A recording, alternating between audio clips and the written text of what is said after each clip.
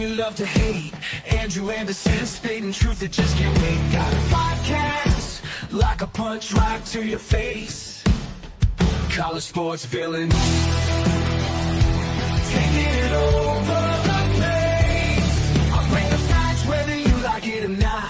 Dropping truth bombs, giving it all I got. They call me a villain. Well, I wear that badge with pride. Nothing but secrets they try to hide.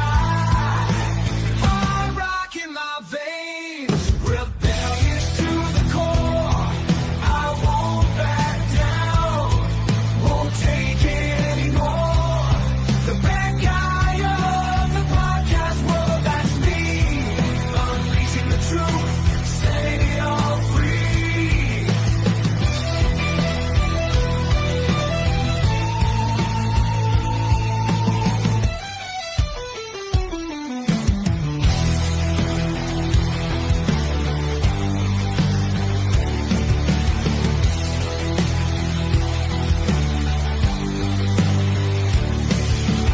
Unleashing the truth. Welcome to College Sports Villains. As all of you know by now, I love me some Snoopy, right? Rock on. So we have a special episode today. I'm so excited. We're going to talk a little sports, but it's the Star Wars show.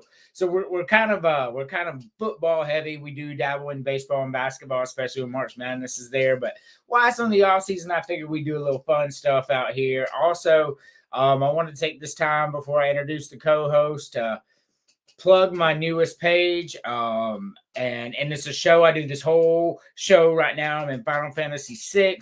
It's really cool. Look for the page. It's called Level Up Nostalgia. This is the profile picture. Like the page. Like the page. Shout out to the 48 people watching right now. But without further ado, let's introduce the co-host.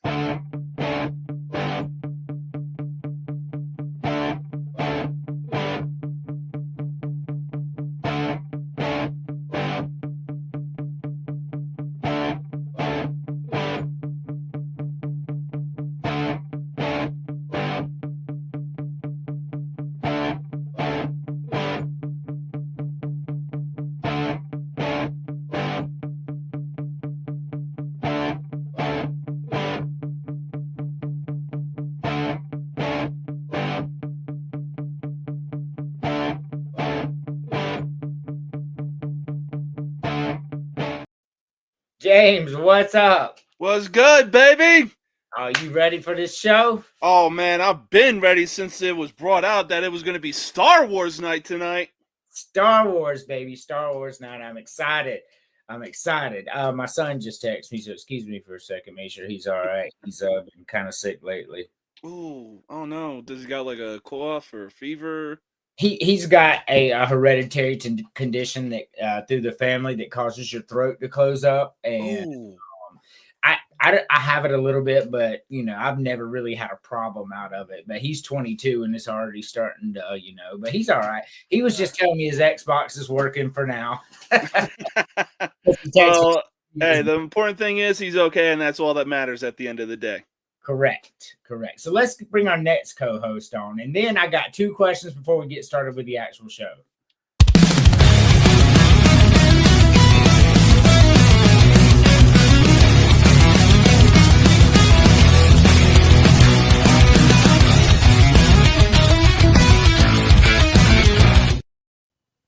What's going on? What's that? Are you scrolling Facebook like James was that time? No, but the difference is you wouldn't be able to tell because I ain't got no shades on. That's right. That show ran long that day, for those of y'all that don't know. So my jersey is Matt Ryan, baby. I see you got the Chihuahuas on and you got Mr. Brunel.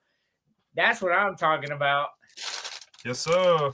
Yeah, so cool story. My wife has this eBay store where you can buy a bunch of retro stuff on there. All that stuff's going to be going out on all the social media pages. I have like 470 now. So we'll be pushing that. And not only does she sell retro merch, but we're going to be getting some College Sports Villains merch, some Villains Media Network merch. We're going to branch out. I mean, I'm going to get it for as cheap as possible. And then really, honestly, I'm going to just sell it at cost.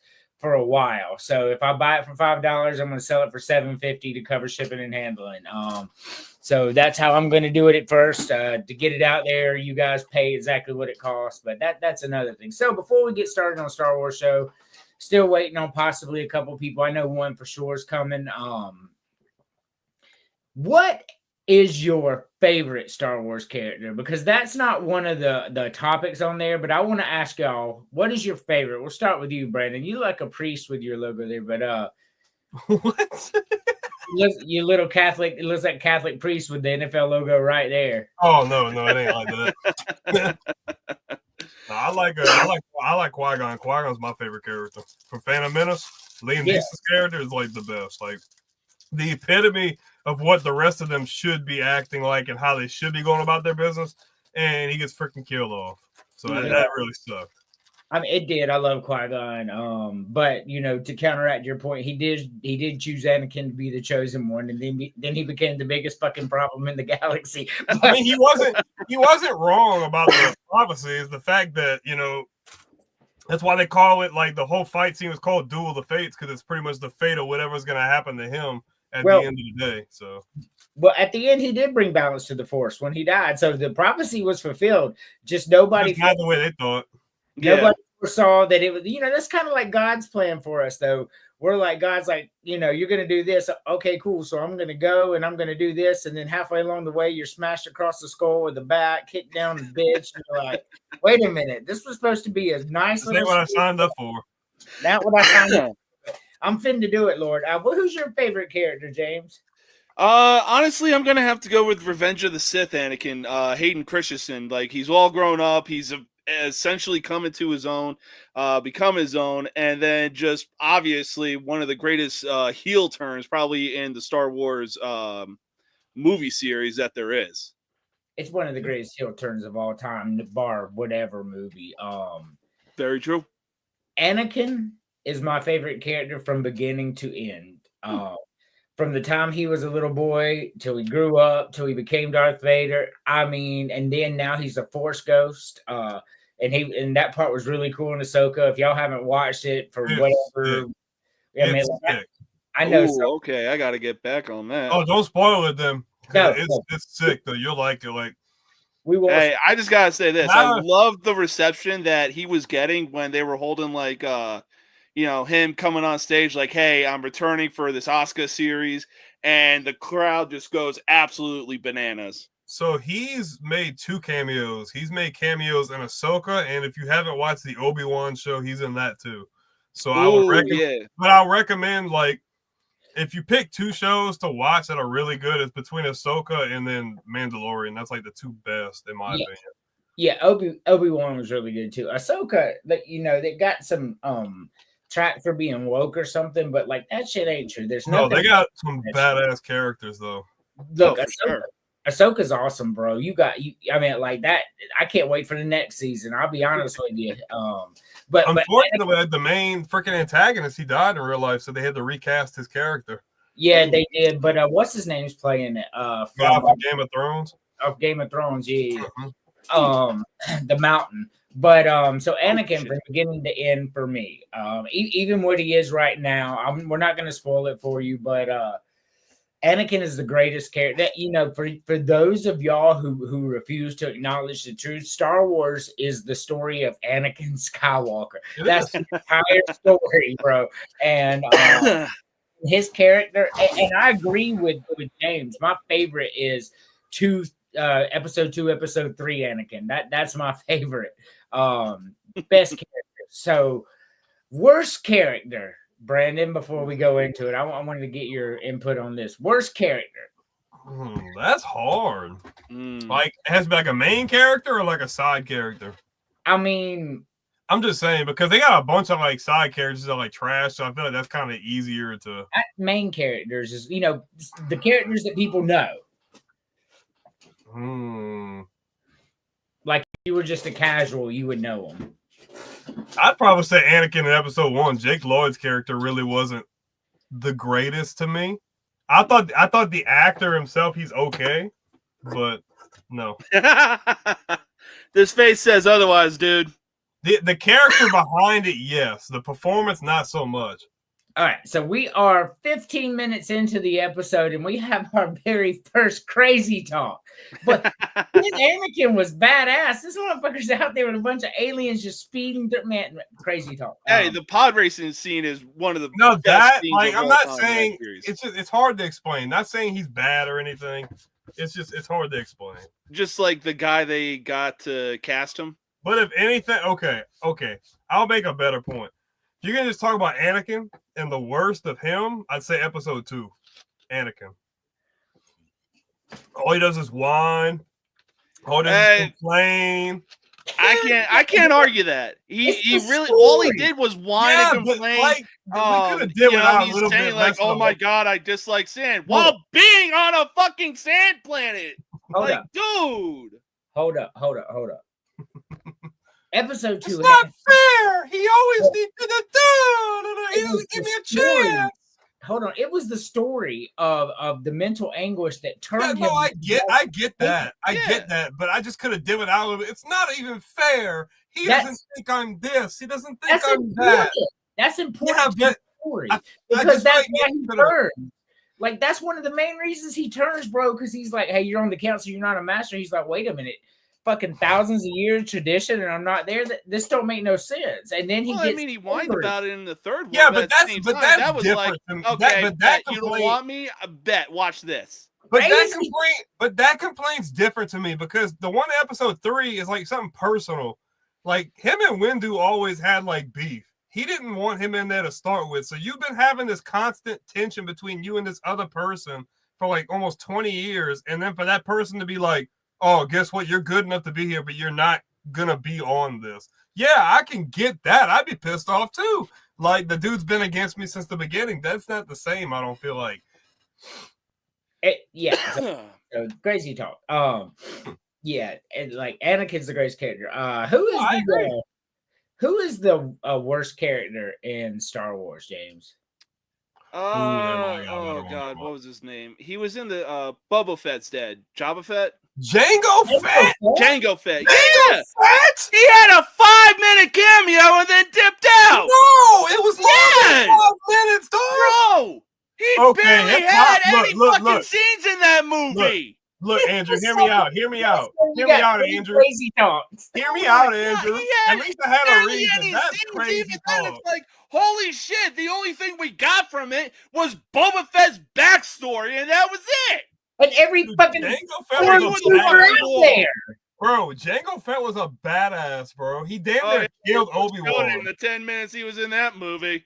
Dude, he almost killed Obi-Wan, bro. He was bad. Right, so look, keyword almost. That takes the cake. I'm sorry. Horseshoes Andrew, that takes the cake. Wait a minute. Do you love Darth Vader? Because he almost killed Obi-Wan too. No. He had way more occasions to kill Obi-Wan than Jango Fett tried to kill Fett Obi-Wan. Was bad no, I will say he's not a bad character. The way they killed him off was horrible. Oh, okay. I probably should have led with that. So Jango Fett was a fantastic character. He was all the clone troopers. He almost killed Obi-Wan, and he's the reason we have Boba Fett, who, by the way, is one of the best fucking characters. And that makes me think of Boba Fett. He's no good to me, dead. Great. Boba Fett's great. Yeah. So for me, and y'all may say crazy talk on this, but this character, we might as well all be crazy talk. This character is super fucking ass. I don't like the character. I don't like the way he was portrayed. I don't like it's just all bad. Luke Skywalker is the worst character in Star Wars, man. Are we talking about like in the original movies? Yes. Yeah, that's crazy talk. No, it's not. Luke Skywalker, that's crazy talk. That's crazy. Terrible character. Luke Skywalker. That's crazy. How is he a terrible character? He's played by the Joker. If you're gonna call Luke a terrible character, I would have said Luke's a terrible character in the sequel movies. That was horrible. I'm not talking about the actor himself. Mark. Oh, but that's crazy. No, terrible character. Like they just it did so bad with him. Even in the new ones were Oh, even the new worse. ones are bad. Yeah. They did a disservice to him in those, but the Oh, old ones, easily. Wait a minute. That's his character, though. no, but that's not even. But they No. That- We no. Anakin from beginning to end. Nah. We're taking Luke Skywalker from end to end. nah.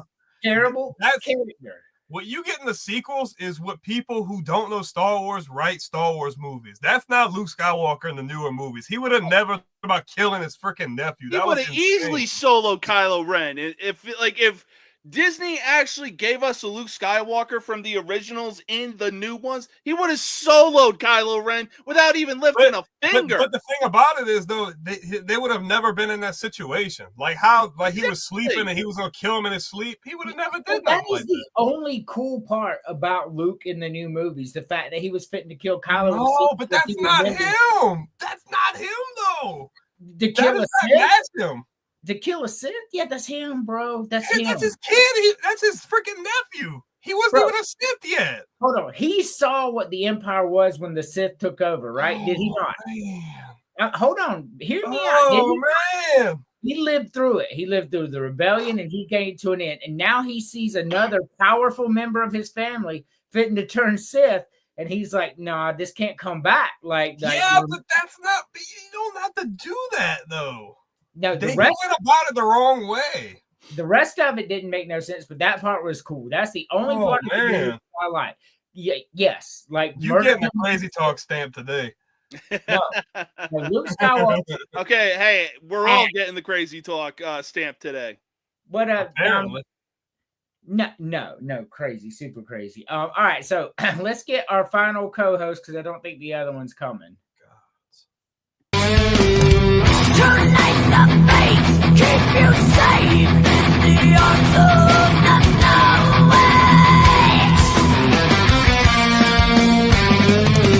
Your shivering eyes smile and waters are free. Draw the memories you're not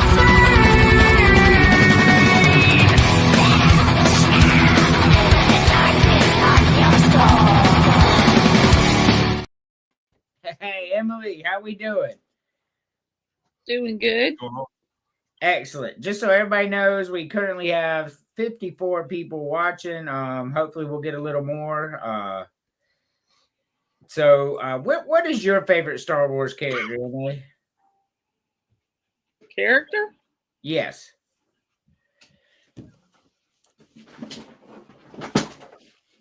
So like honestly, the only ones I've seen are like the 3 old ones. Right. What's your favorite character? I don't know that I really have a favorite.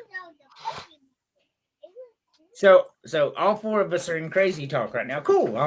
At least across the board here. Like Chewbacca is that dude. Anyway, I do like Chewbacca. Very true. So all right, we have hit 62 now. 63. Yeah, good times. All righty. So nothing to do but do it, really. So I'm surprised we haven't heard from Terry. Dominic's here watching. Dominic, we appreciate it. What's going on, Dominic? Dominic's got to come on and guest on some of these shows. So I just want to throw out a. All right, hold on. I'm going to mute that real quick. All right, throw out a shameless plug to the new page. It's going to be a lot of old school video games, a lot of old school memes, most about video games, level up nostalgia, but there's going to be some just random nostalgia. It's going to partner with I Love the 80s Facebook page that's ran by Emily. So that's really cool. We're going to work hard on all these social media accounts. I have so many now, but I've already made the dedication to be here. So join it all. All right, let's see. All right, so let's get to it. This is Star Wars the episode. Now, this is a nod to Spaceballs. The way I made it word, because if you ever saw Spaceballs, which is a fantastic movie, they use words like that. Star Wars the movie. So this is Star Wars the episode. So real quick before we get into this, literally I just want to answer and like a 5-second explanation, then we'll get into it. Who wins the men's and women's basketball tournaments, Brandon? I don't have an answer. I haven't sat down and watched any college basketball at all. I would like to. I listened to all y'all discussion about it. It's just basketball for me is like I love it, but it's been really hard for me to get back into it. I've had like a disconnect there for a little while.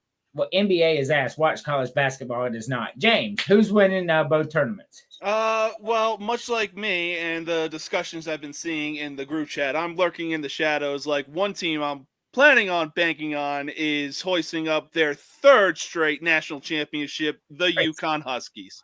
Crazy talk. Who wins the tournament? Hey, regular season's one thing, but once you get to the tournament, it's game on. They might not even go to the tournament, bro. But who wins the women's? Honestly, I'm feeling pretty comfortable with South Carolina. Oh, Okay. I'll send them a link, Andrew. Emily. Yes. Who do you think wins the men and women's?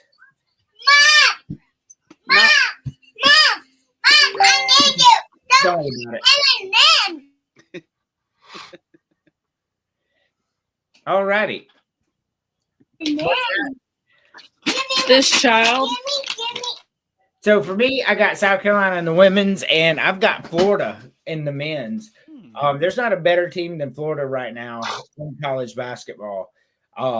They just lighten everybody up. They beat Auburn, they beat Alabama. Both of those are top 10 teams. They just out there embarrassing people right now. Give me Florida, but I'm rooting for Creighton. So,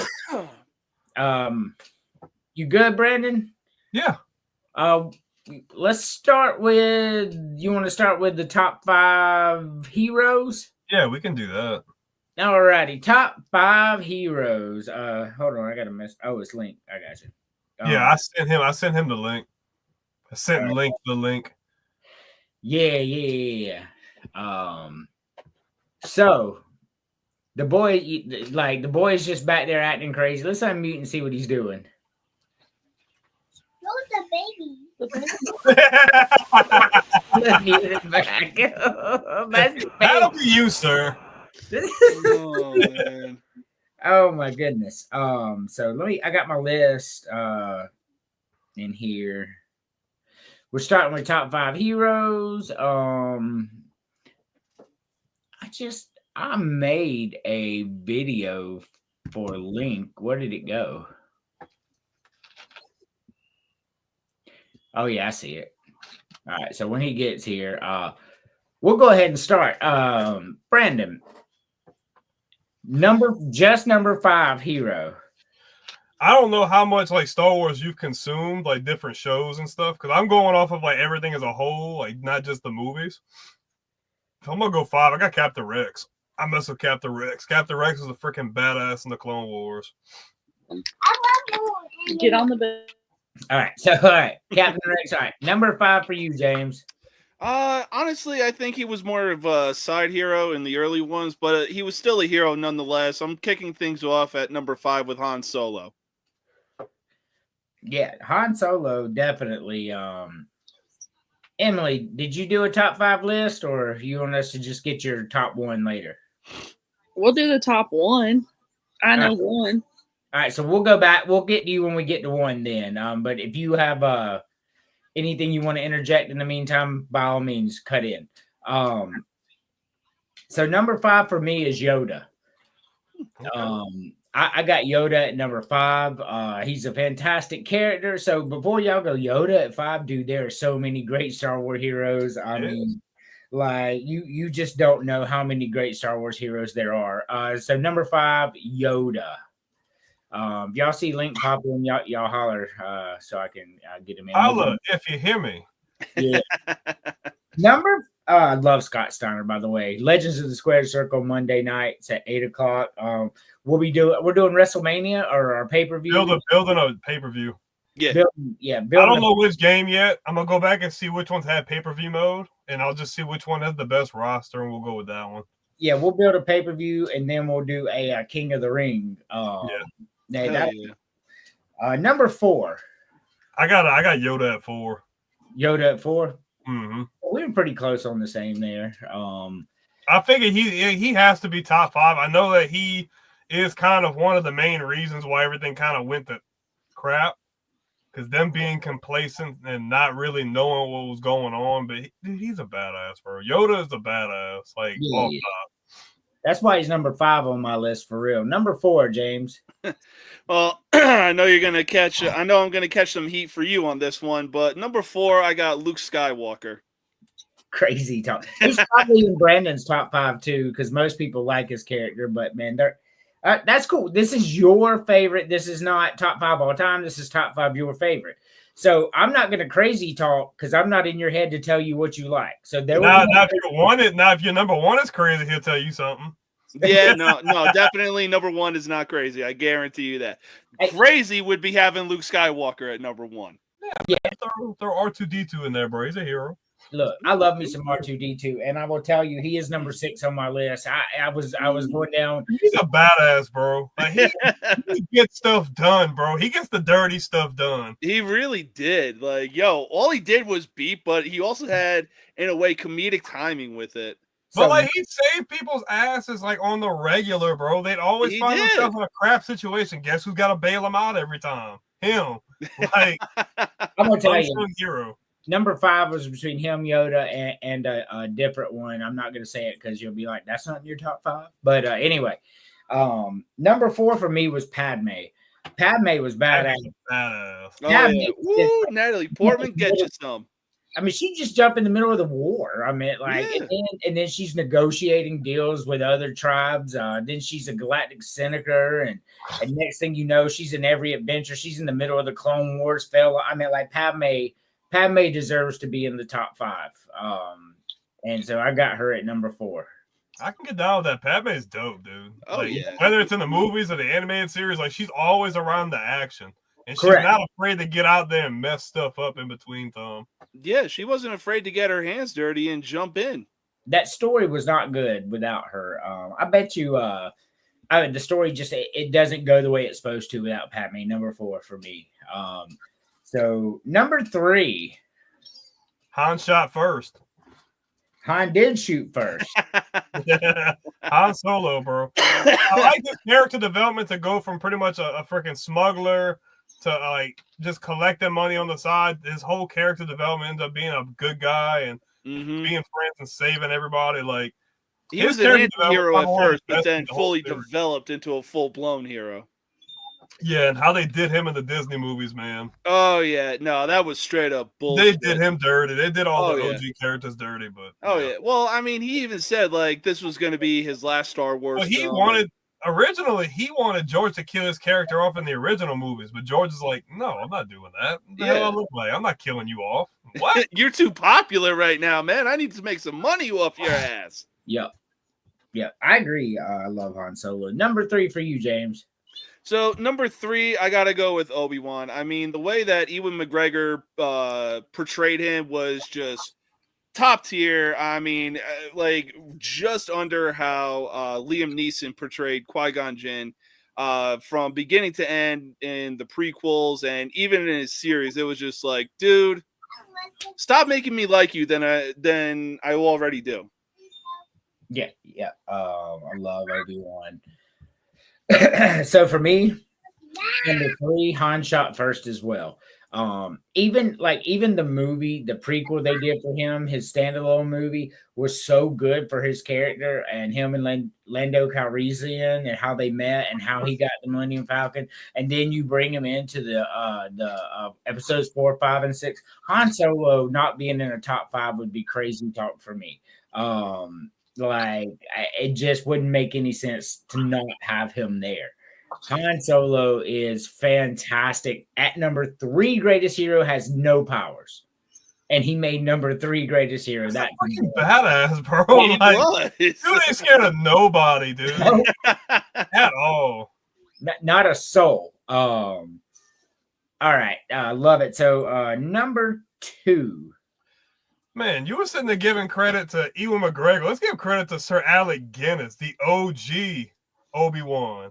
That character as a whole, like, to see him have a humble beginning, to lose his master, to have to get thrusted into the spotlight, that to train somebody when he was ready, and to mishandle the situation the way he did. And he probably should have killed Homeboy when he had the chance, but he didn't. But gets his shot at redemption to end up trying to help later on. So I got Obi-Wan at 2. Yeah, so Obi-Wan is great. I love Alex Guinness as well. Number 2 for you, James. I'm such a bland. Yeah, he's cool. Yeah, next night. Number 2, I mean, without this dude, there really would be no Obi-Wan. I gotta go with Qui-Gon Jinn. Liam Neeson was just top tier in this role. I mean, him taking on Darth Maul with dual lightsaber just speaks for itself, and pure cinema. Yeah, I mean, I'll allow it. I love Qui-Gon. Number 2 for me was Mace Windu. Not only in the prequels, but in the Clone Wars as well. Mace Windu is like dedicated to the core, to the Jedi, and he will fuck you up in a skinny minute. You talk about somebody that ain't afraid of nobody. Mace Windu ain't afraid of nobody. He's like, there's a Sith. He's like, let's get him. Plus, hey, who better to betray him than Samuel L. Jackson? I mean, like, I want a purple lightsaber. He still has that thing, I'm pretty sure. You think about it, he's like, hey, there's a Sith, the most dangerous thing in the galaxy. He's like, okay, I'm on my way. He's like the Steve. Hold on. He was a Star Wars version of Steve Irwin. Get a look over there. There's a Sith, one of the most dangerous people in the galaxy. One lightsaber to the neck and I'm dead. I'm going to go attack it. Well, and let's not forget that he won that fight. He was fixing to end the Sith's life. I mean, they beat a Sith 1-on-1. Fucking badass. Number 2, baby. Number 2. Who's number 1 for you, Brandon? I got Anakin, bro. I know he obviously didn't live up to his full potential as like a hero, but like all he did in the Clone Wars, everybody says he was the poster boy for the whole order in the Clone Wars. Greatest general, all these crazy strategies, winning battles, saving people, doing all these things. And to see his character end up going down the path that did hurts, but at the same time, he did a lot of good. He did a lot of good, probably compared to anybody else. So I love Anakin Skywalker. Anakin is my favorite character in any movie ever. You don't understand. Even more than Lord of the Rings and everything. Anakin is my favorite character ever written of all time. Anakin is the greatest character of all time. So Anakin, absolutely. Anakin at number 1 for Brandon. What about number 1 for you, James? Number 1, I'm going with Yoda. I mean, this was the go-to dude, and he was the master of everything, and essentially the final word guy of like, hey, do you think you belong in the council? If so, you got to give us a good reason here. Otherwise, my boy Mace Windu here is going to chop you down to size. Oh yeah, definitely. Everybody loves Yoda. Emily, who is your 1? So my number 1 was actually Han Solo. Yeah, I mean, reasonable, badass. Han Solo. Hey, Harrison Ford back in the day, he could get it. Look. I'm not like in love with the dude, but no, Han Solo was fantastic, man. So number 1 for me, you'll notice that I did not put Anakin in my top 5 for top 5 heroes. And I just told you he's my favorite character because Anakin was never a hero. Not even in the end was he a hero. And I don't, and I know, James, you haven't watched the recent, but I'll just throw I don't think he's the hero now. I mean, Anakin is great. Number 1 for me, Obi-Wan Kenobi. By far the greatest hero ever. That's why when you mention them, yeah, Obi-Wan's great. Because, he's my number 1. I ain't trying to talk about it yet. Obi-Wan, dude, if you look at the Obi-Wan show. All right, so you watch episode 1, 2, 3. Watch the Obi-Wan show because it's right there in the middle. Watch the Clone Wars because it's right there in the middle. And then watch episodes 4, 5, and 6. Everything gets tied in. Obi-Wan from beginning to end, even Alec Guinness, is the greatest hero in any movie ever. Like I said, Anakin's not a hero. I don't consider him a hero. But Obi-Wan's my favorite hero of all time. And Obi-Wan, you talk about somebody who believed in doing the right thing 100% of the time, no matter the cost. That's Obi-Wan, bro. Didn't matter what it was. Didn't matter how he felt about it. Didn't care about his opinion. What's right is right and what's wrong is wrong. And if he has to die for it, then he has to die for it. Obi-Wan, greatest hero of all time. Yeah, he's supposed to get a season 2 to that show too, by the way. I don't know if you knew that. I can't wait. I mean, they keep teasing it, but yeah. So we got a couple comments here. Terry's here. Oh, we didn't do. We didn't do villain. We didn't do villains. So Yoda. Yeah, I love Yoda too. Yoda was in all our top 5s, bro. Hell yeah. So I mean, hell, I think it's pretty safe to say, like, excluding Mace Windu, different orders of the heroes that we had. Me and him almost got the order correct, besides the one. Mm-hmm. Yeah. So before we take our only commercial break of the night, we're only gonna do a couple commercials because we got a lot of content. I want to play FAFO. Now, James, Emily, I need y'all to watch this. Everybody out there, if you're squeamish, like I'm gonna go ahead and tell you, hey, we're just glad you're here, Terry. Go ahead and turn your head. But this is one of the greatest FAFO videos we've ever shown. Enjoy.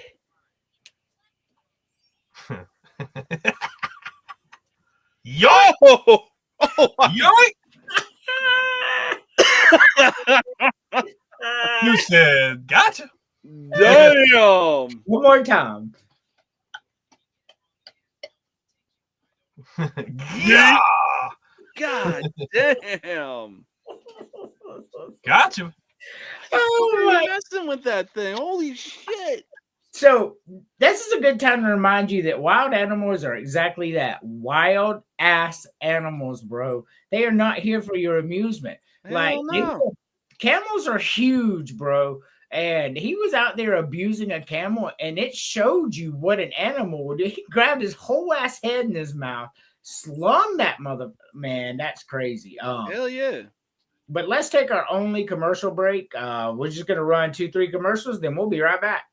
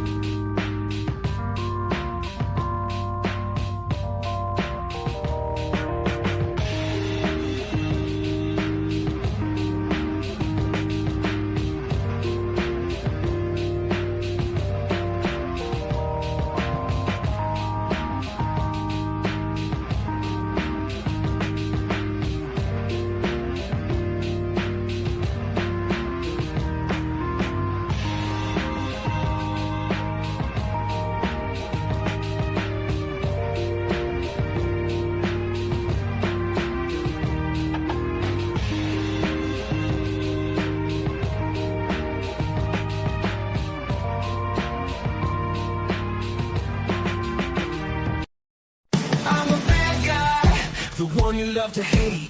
Andrew Anderson spitting truth that just can't wait. Got a podcast like a punch right to your face. College sports villain. Welcome back. Let's bring in our special guest tonight.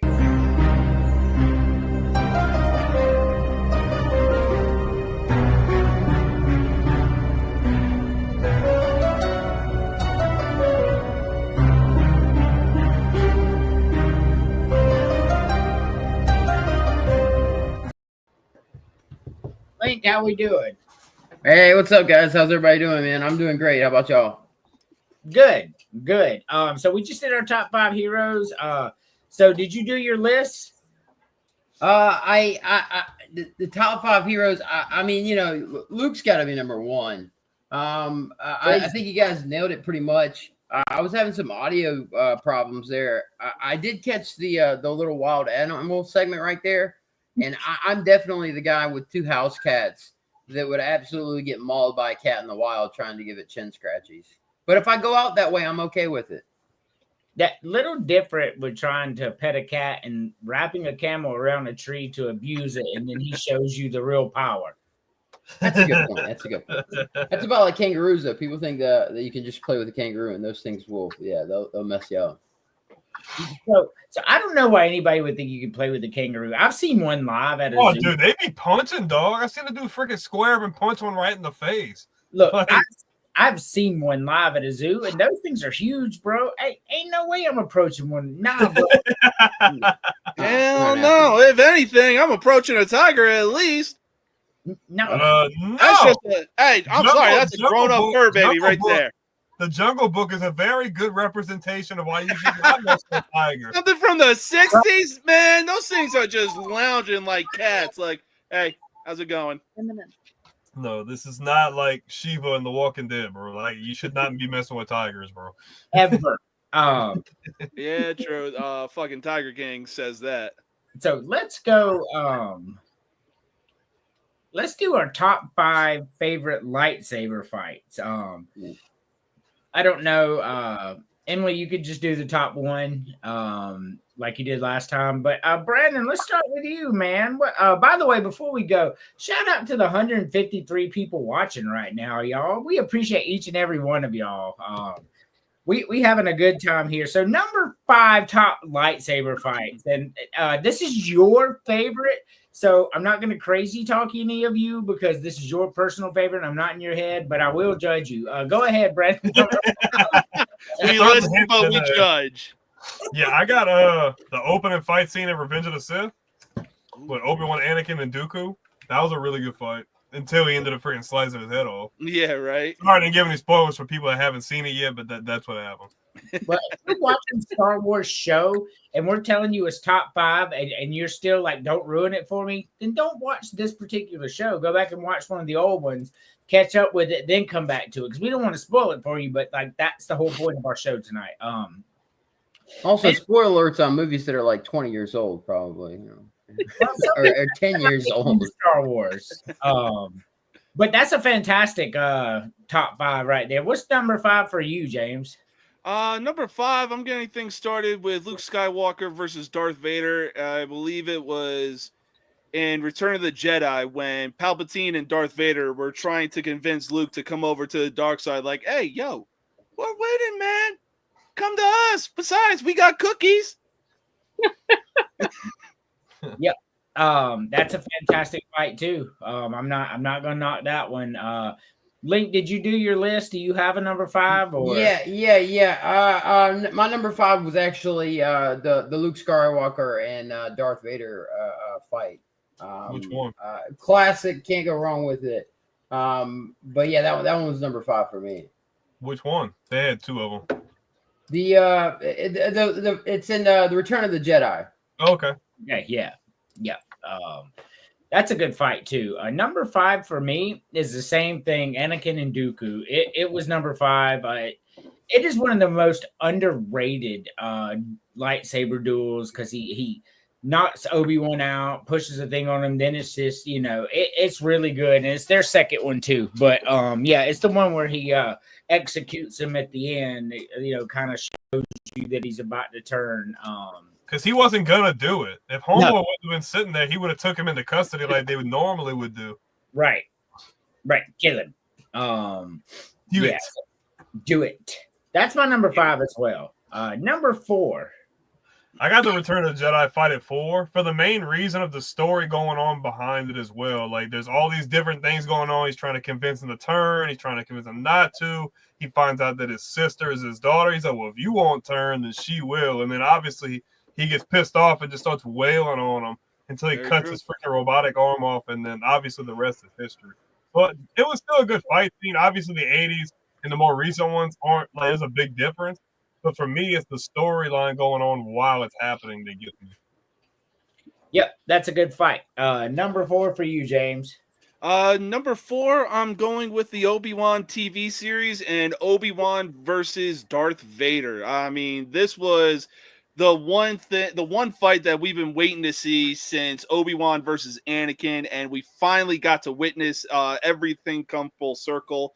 Anakin has fully turned. He's full blown on the dark side, and Obi-Wan is still doing his best because he knows that Anakin is still in there somewhere. He's like, dude, please let me help you. And it just, when the camera pans to Darth Vader and Darth is doing his monologue to Obi-Wan, like, you can see the colors change slightly. It's a little detailed, but very noticeable that, like, when you see Darth speaking, it's Darth Vader. When you see blue, it's Anakin speaking. And man, it was just such a fantastic fight. It really was one of my favorites as well. Number 4, Link. So number 4 for me, it's probably going to be the Yoda and the Count Dooku fight. It's something about watching Yoda just spin around the place and go crazy that just really gets me going. But I absolutely love watching Yoda bounce around and fight. Yeah, that was a good fight. At number 4, I also have a Yoda fight. Yoda and Sidious. Hey, baby. When they're up there, we all look at it. They're up there and they're fighting, and then Sidious starts chunking Senate seats at him. And he rolls out at the end and understands what has happened and that it's over, and they have to go into hiding. That fight was so iconic. It meant so much to the story that particular fight did. So I got that at number 4. Number 3.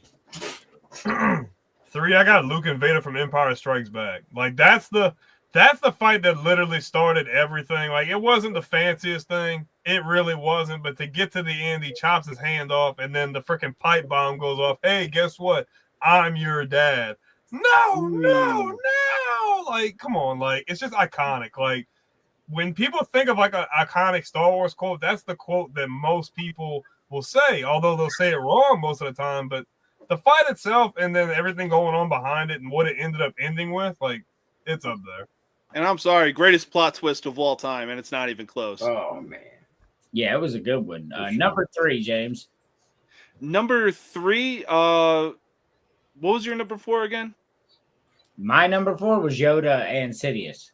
Yeah, I didn't know what his name was, but I said number 3, I got Yoda versus Palpatine. I mean, this is like, again, this is after Order 66 is executed, and Yoda's just like, dude, what the fuck?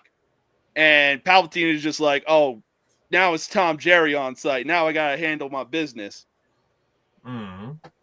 Yeah, and not enough credit to Palpatine because he knew that time was coming.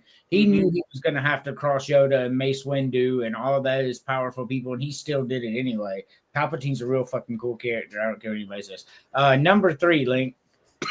I actually had at 3 the Yoda and the Palpatine fight as well, for a lot of the same reasons. I mean, you just kind of watch, if I remember correctly, you just watch Anakin cut down all those kids and everything, and then they start fighting.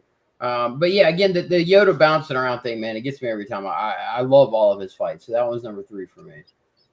All right. Number 3 for me is Luke and Vader from Return of the Jedi. We had 5 and 3 exactly the same, by the way, Brandon. For almost word for word the same reason. Like he just loses his mind, and it is the not the complete end, but it is the end of the story of Anakin Skywalker. A fitting end. I just didn't like the character portrayed with Luke. I felt like they could have done a lot better with him, but I understood what that was and that fight and what it meant. Number 3 for me as well, Brendan. Number 2. I got Duel of the Fates at 2, bro. Freaking Obi-Wan, Qui-Gon, and Maul. Like to go from the movies in the 70s and 80s to wait 20 years and then see that, like, blew the roof off. Like, oh my gosh, y'all can do all this. We're freaking jumping. We're flipping. This guy's got 2 blades on his freaking lightsaber.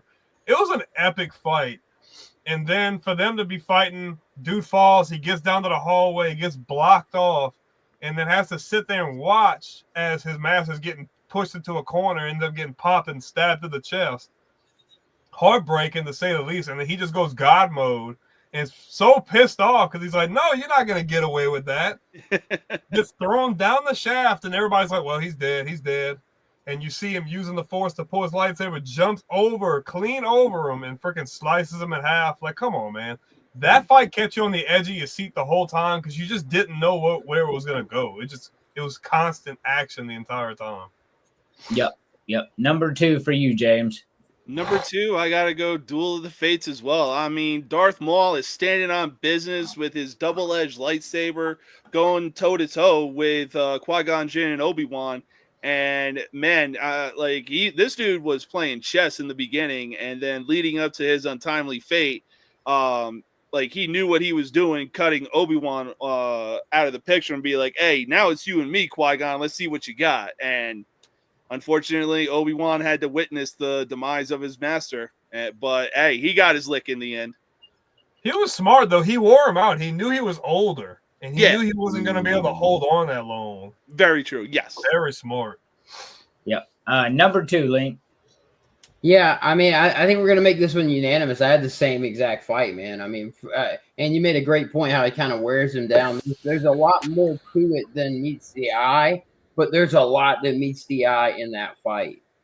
Yeah, I mean, you were literally on the edge of your seat that entire fight. That was an amazing fight. And then the music was so fitting. It was just fast paced, like it's like, oh my gosh. People don't realize that orchestra music in the background can make or break a movie. I mean, it really sets the tone. John Williams is the GOAT, bro. Oh yeah. Oh man. Oh yeah. Easily. This is going to be a clean sweep on number 2, and I think we're probably going to have a clean sweep on number 1 as well. But Duel of the Fates. So you see how powerful Obi-Wan is in the end, and it really builds up because he's the greatest hero of all time, right? But why this fight was so visually appealing, we talked about, but the reason I loved it so much is you often think about the bad guy and the good guys that sacrifice to go get it, but think about Darth Maul. He's going after Qui-Gon Jinn and Obi-Wan Kenobi, 2 of the best swordsmen that ever lived, and the Sith know that. They know who they are. And he goes, I'll go anyway and take on both of them. The story from his point of view, to go after these 2 elite fighters, 1-on-2, the story of Darth Maul there doesn't get enough credit because Obi-Wan overshadows him, showing what Obi-Wan is becoming, the most powerful Jedi of all time. I don't care what you say outside of Anakin. But hey, plus, let's not forget his entrance leading up to that fight. That shit was cold.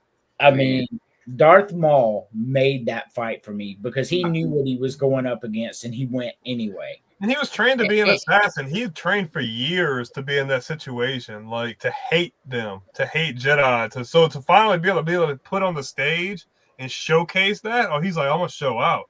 I'm gonna show out. And they nailed his look too, man. He looked so cool and he was intimidating, and aggressive. He was, yeah. And they nailed his look too. And even more so, he's one of the only men of Dathomir that can do that. By the way, yeah, most of them did not. They were just grunts. If you know the whole Star Wars story, so I feel like number 1. I think I know what we're gonna say, but Brandon, number 1. I mean, any list that doesn't have this at 1 is crazy. Like Anakin and Obi-Wan, to be able to see in it, the fight itself, choreographed, is the best fight because it's literally like before. Keeps you on the edge of your seat. There's so much going on. There's controls getting knocked out. There's lava flying. We're teetering on these freaking little bitty things. And you think about everything that's happened before that. like these two have came up like brothers. So they've been through high and low together. They've been in the craziest situations, the best and the worst of situations. And to see they're pretty much pitted against each other because he's like, look, like what you're doing is wrong. Like I'm here to step in. Like this is your chance to back down. He's like, well, if you're not with me, you're against me. And he's like, okay, well, I'm going to do what I have to do. And to see them go, man, it felt like a 30-minute fight. It was so intense. And then to get to the end, and he's like, well, dude, I have the high ground. And homie's feeling himself. He's feeling really arrogant. He's like, well, I'm so powerful. Don't underestimate me. And for him to get sliced down like that, humbling him and laying at the lava floor, and to see how he could have been finished. But obviously Obi-Wan loves him so much. He's like, well, I'm not going to kill an unarmed man because that's against the code. So he leaves him thinking that he's going to die, and it doesn't happen. It was a whirlwind of emotions and so many highs and lows, but you can't top that. Yeah. So let's go ahead and bring on our last co-host, and we'll still go down the line.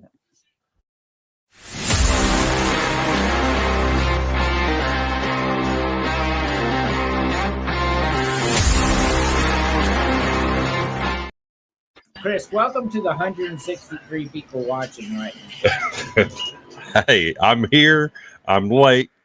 May have to leave early, but I had to check in anyway. All right. Well, we're going down the line. So real quick, what's your favorite lightsaber duel, Chris? Time for me to be honest and show my lack of movie awareness, but I've only seen one of the Star Wars movies ever. That was the original, and for me, I only have one lightsaber fight, and that's Luke Skywalker against Darth Vader. That's it. Well, you just interject when you can, but we won't do top 5 lists with you because all of us have seen them all. Right. Number 1, James. Yeah, so for number 1, I'm going to have to go ahead and agree with Brandon. Obi-Wan versus Anakin. It was just the start. And man, oh man, like this was probably like the greatest game of chess that we've ever seen, because I mean, there were different settings that they were going into. It was a small room. It was a open scene. Wires were getting cut. Lava's flowing everywhere. They were doing like their little lightsaber twirling, trying to show off before they clashed the sabers. Next thing you know, they're like, hey, who's the strongest when it comes to the Force? And they came so close. Like I'm talking, Sistine Chapel finger close of touching each other, but then they just beginning to end, it was again edge on your seat, just so entertaining to watch. I agree. Emily, what's your favorite lightsaber battle? I have to agree, the same with them. Yeah, so she watched that with me, so I mean that could have pushed her into it as I'm like this watching that scene for the 800th time. Mm-hmm. Yeah. Link, number 1.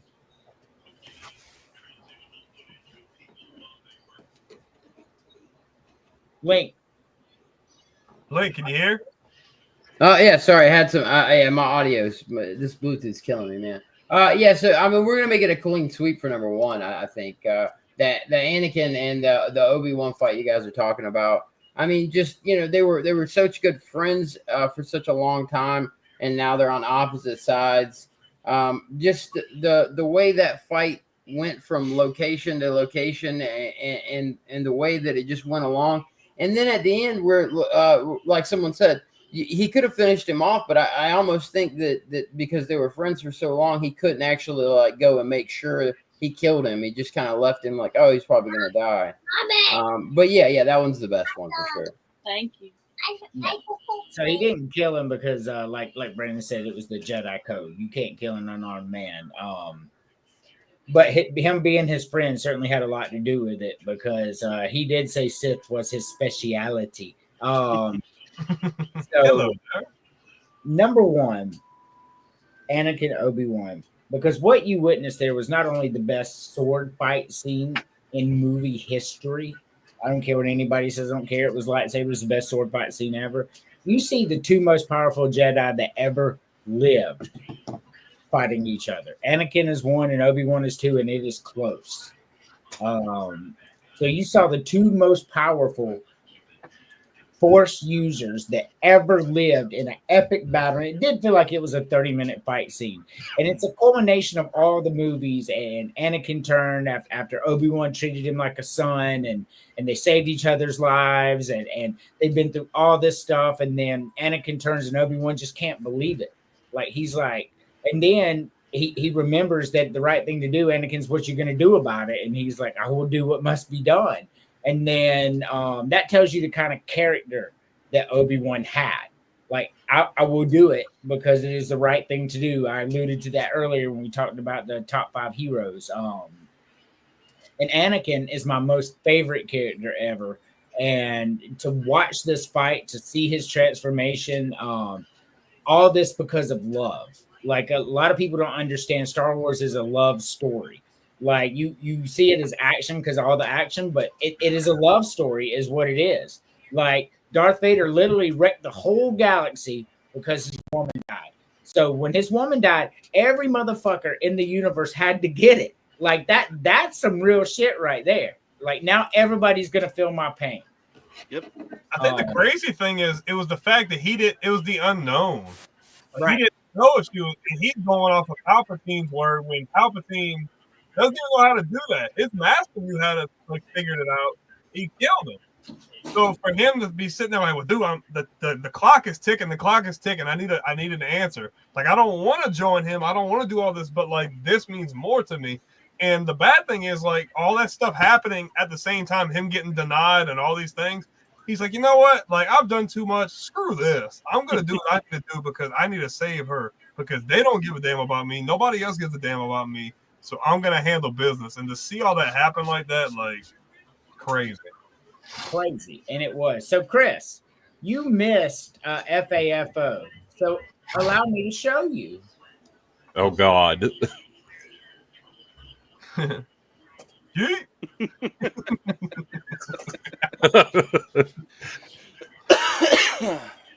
Dude. I'm gonna just pick you up by your head and throw you. Oh, That's as bad as the dolphin eating a woman's head. I don't know if you've seen this, Link.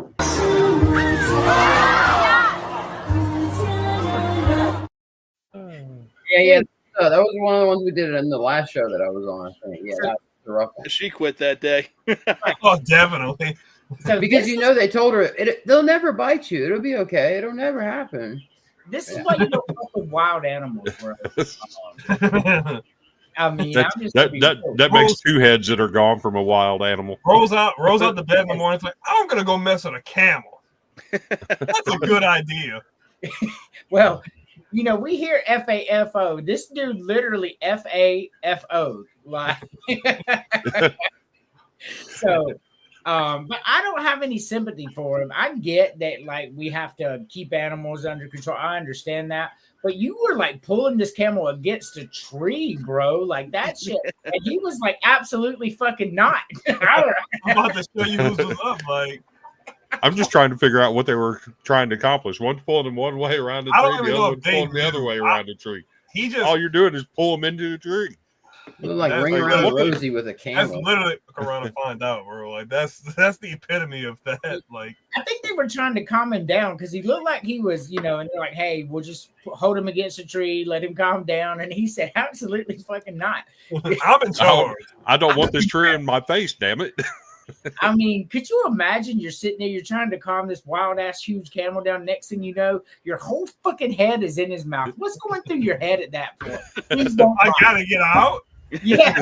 I got to get out. I have messed up severely. Yep. Bad idea.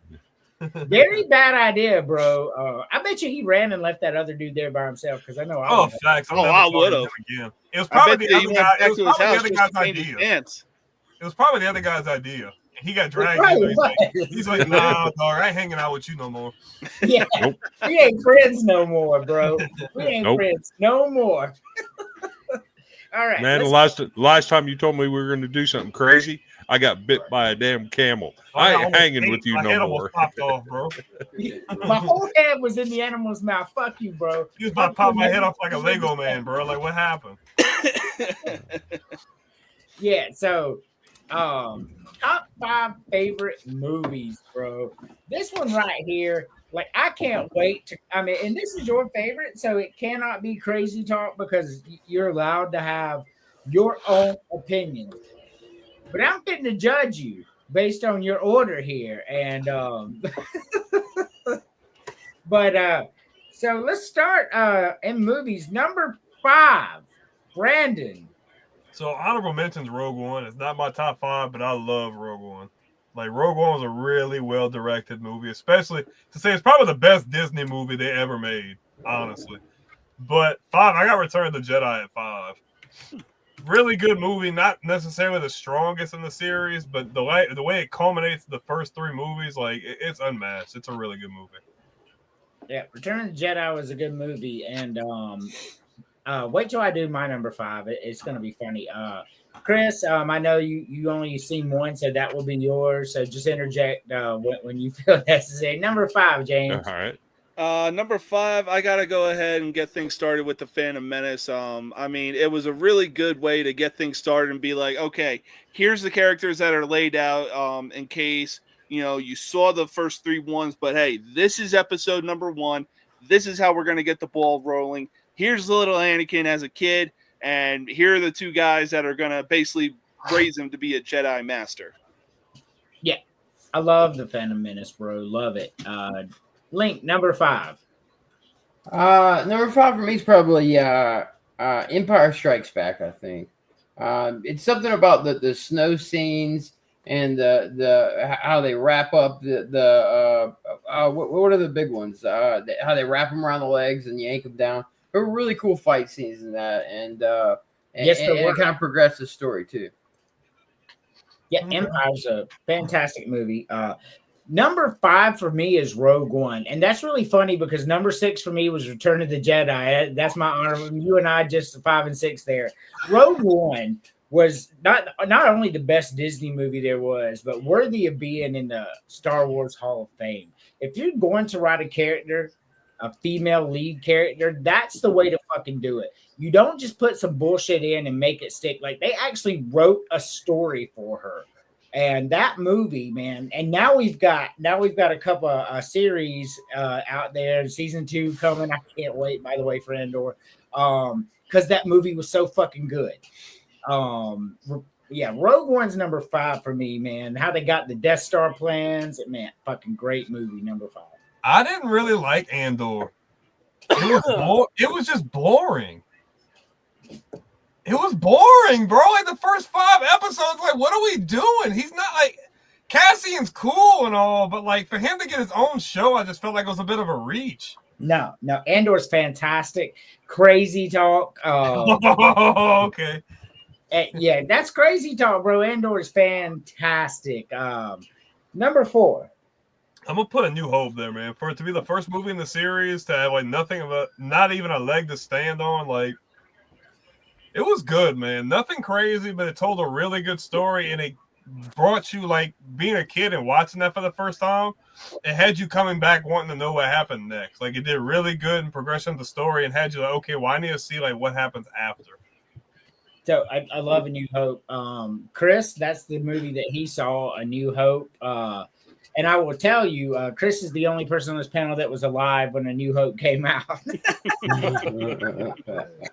Not even my old ass was alive when A New Hope came out. Came out in 1978.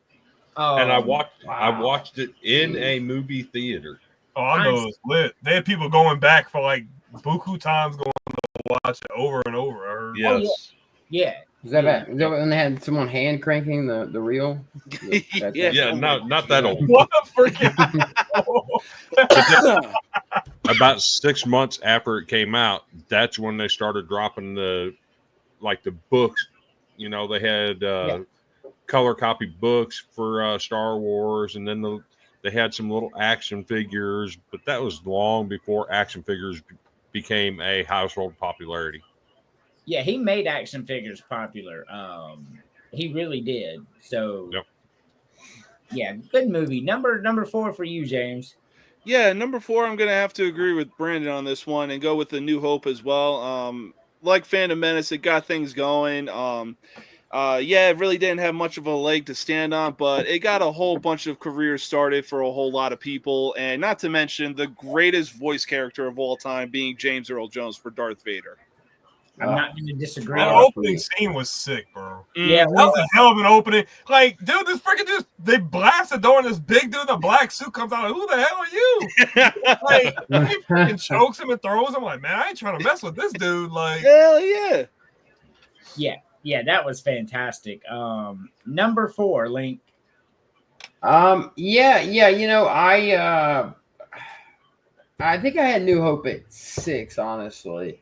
But 4 for me is Attack of the Clones. I just love seeing the clone story, and then that last battle scene was just absolutely amazing too. So Attack of the Clones is number 4 for me. All right, everybody say bye to Emily. Bye, Emily. Hi, Emily. See ya. Bye. Oh, she's she's in the break room. Like, bye, hi. all right. She gone. All right. Number 4 for me is also Attack of the Clones, and I know that Brandon and James didn't like Attack of the Clones, but I like it. The whole meat of the story is in this movie. How he turns, why he's there, the love story that begins between him and Padme. Everything that has to do with every movie going forward comes from this story. Phantom Menace was where he came from, obviously, and all that, but Attack of the Clones is the meat of everything. It is the glue that binds it all together, and I thought the movie was fantastic, personally. I like it. James just didn't like Jango Fett. That's crazy talk. Yeah. Okay, look. It was how he got killed off. Okay. See that's viable because they did him dirty. Like, damn, dude, Yeah. popped his head off like a freaking pumpkin, bro. Like, what happened? Exactly. It's like, bro, you give him like this short of screen time for that kind of death. It's like the movie Law Abiding Citizen. We have a great movie, a great character, but this is how we're gonna end things. But what I like about it though is seeing like his head roll off and then Boba picks up the helmet, because that starts Boba's story. Like, if you watch the Clone Wars show, if you watch the way his character goes, and then if you go into the original trilogy, you get to kind of see, like, that's where it all stemmed from. Because he hated Mace Windu with a passion because he freaking watched him kill his dad. Well, I mean, that goes along with, I said earlier, Mace Windu was number 2 on my list of the greatest heroes, because, like, you didn't fuck with him. Like, even the great Jango Fett. Fett. Purple lightsaber, dog. I'm not messing with nobody like that. I mean, the great Jango Fett, like, we're saying you didn't like his death, but, I mean, it was important that he died to Mace Windu's character, because he shot him, he's like, choop, choop, choop, whoop. And just showed how powerful Mace Windu was, though. Like, It really did. It was just unfortunate that he got caught in the middle of a pit with Mace fucking Windu. Yeah, so I'm with it. Attack of the Clones really is the glue that kind of brings everything together. That was a great point. Absolutely. It is. Number 3, Brandon. I got the Phantom Menace. Being a kid, like, this movie I watched on replay, like, it feels like every day, over and over and over.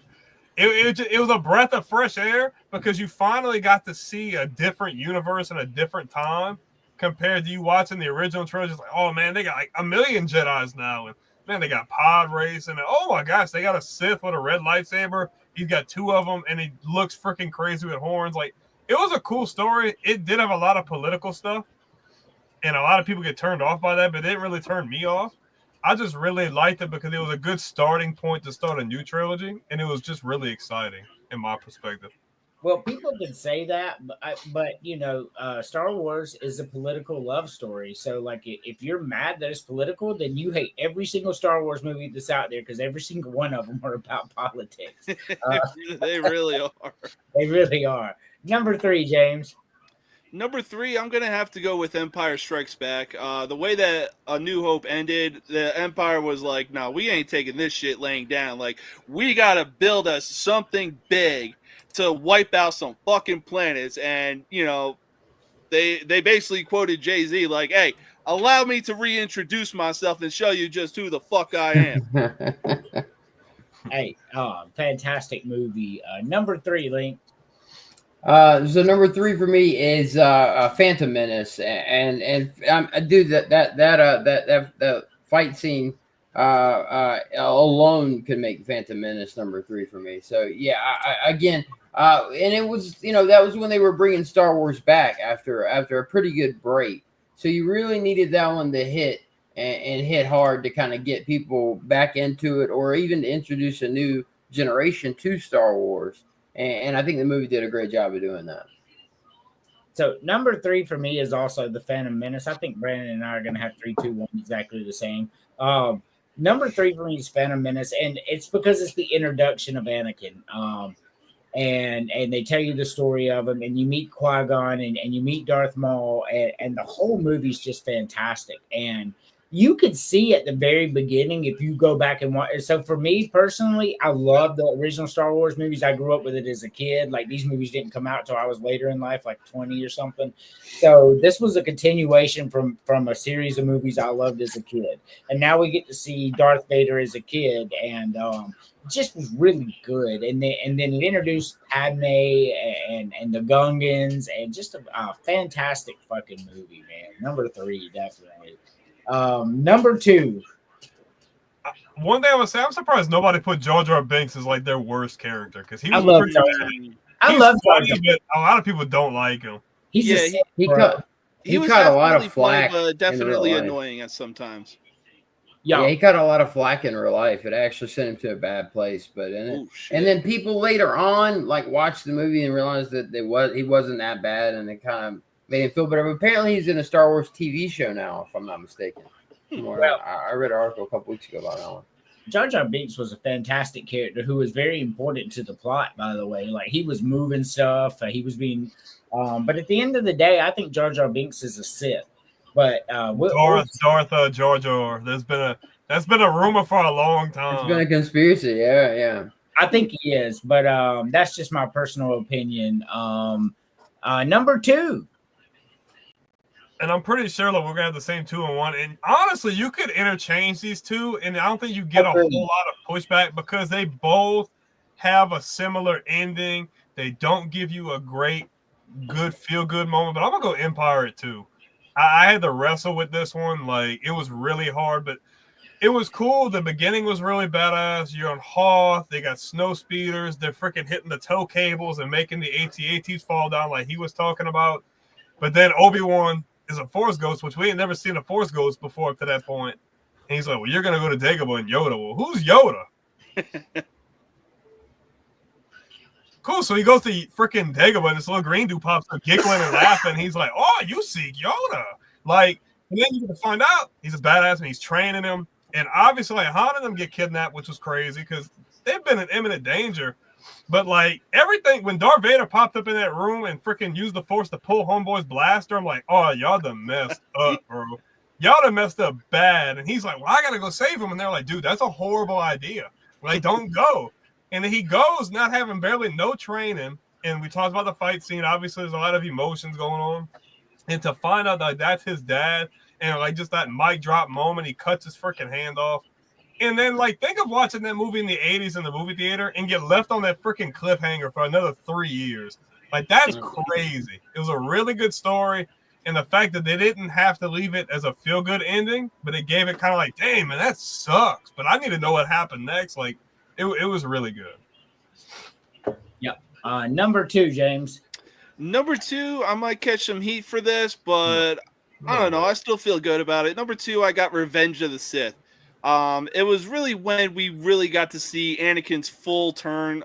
Like, obviously there were steps leading up to it, but, you know, just when Anakin thought that Padme was on the side of the Jedis, when Anakin full on turned, that was when, you know, all hell broke loose. And, like, hell, the dude marched up to the fucking temple and murdered some fucking kids without any remorse. Ooh. I can't wait to see what your number 1 is, to be honest with you. I'm so excited because You're explaining that, and I'm looking at Chris, and Chris is like, what the fuck? Like, what the hell kind of movies y'all watching, bro? Dude just going murdering kids? Like, what the hell? Like, So It to was be only honest, like 30 kids. That's all. It wasn't that. Only 30, no big deal. So to be honest, the only one I've ever watched in full was New Hope, but I've seen enough of Empire Strikes Back that I know some of the stuff that you guys were referring to and the scenes and whatnot. So I would put that as my number 2 if I had to. So yeah, Empire is fantastic. I can't wait. For me, I saw enough of it to understand what was going on, but to me, it was hard. You got to remember, I'm just a youngster at this time. Like I'm just now turning, 10 years old, and I'm trying to put together, well, how does this play with this movie over here? Because we had all these characters over here, and now Han Solo's over here, and I'm like, what the fuck is going on? I'm a kid. I don't understand all this shit. So it was hard for me to follow. Go back and watch them. That's a challenge for you. I think you'll like them all. Like, no joke, man. We're doing a whole show about it, so that should tell you how good the movies are. Well, quick question. So, if you were going to recommend him to rewatch them, would you recommend him to rewatch them in the order in which they came out, or sequential? I would, yeah. If I'd recommend anything, I'd probably watch the original, because either way, you're gonna get a spoiler. Even if you watch the newer ones, but I feel like if you watch the older ones, like what's gonna happen, but that gives you more anticipation. Like what's gonna happen, but you don't know how. So you get to kind of see the progression of how we get to that point. But that's how I watched it. I would if I could go back and do it, I would watch 1, 2, 3, then 4, 5, and 6. That's how I would do it if I could go back and not know. My personal, I'd watch it one way and then years later go back and watch it sequentially. Absolutely. But yeah, I agree.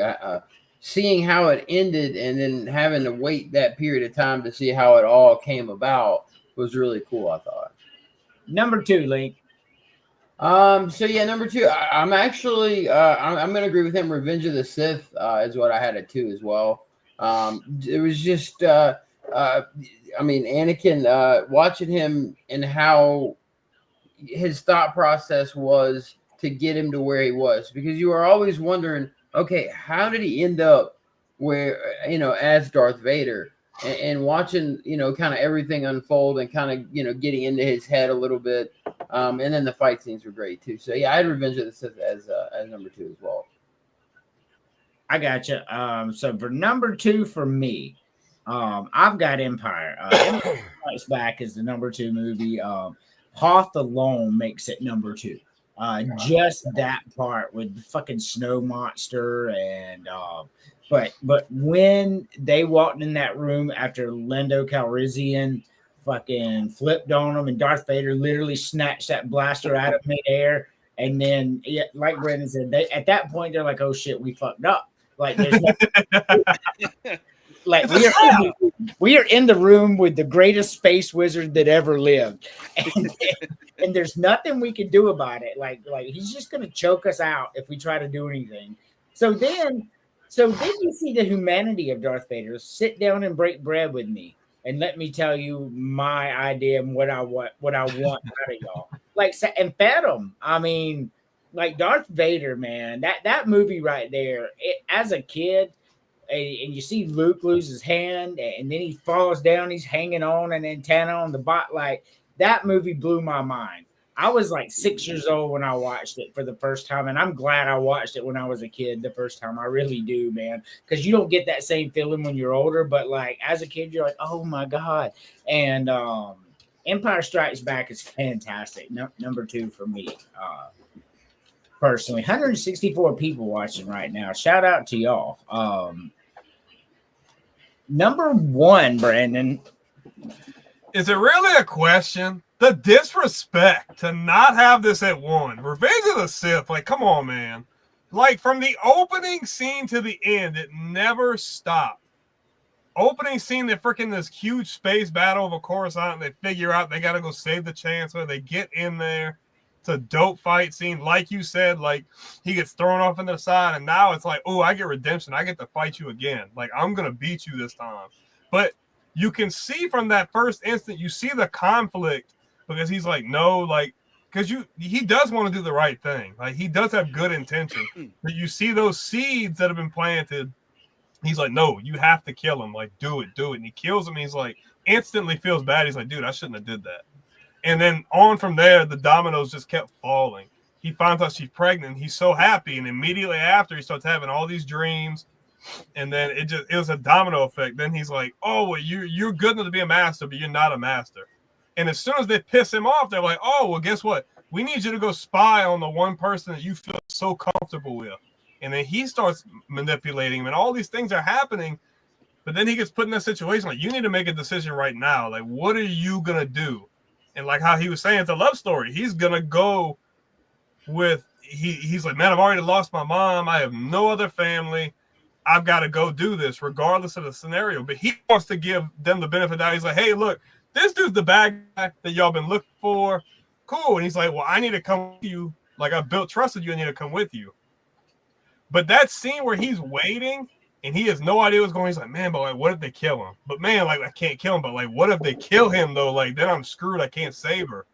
And just to see his descent go down and have to kill all of his friends. And then in the end, having to fight his very best friend, his brother. And to see him get to the point where he's so arrogant that he's like, no, dude, I'm going to jump over you and I'm going to freaking kill you because I'm the shit. Like, no, like, you're not killing me.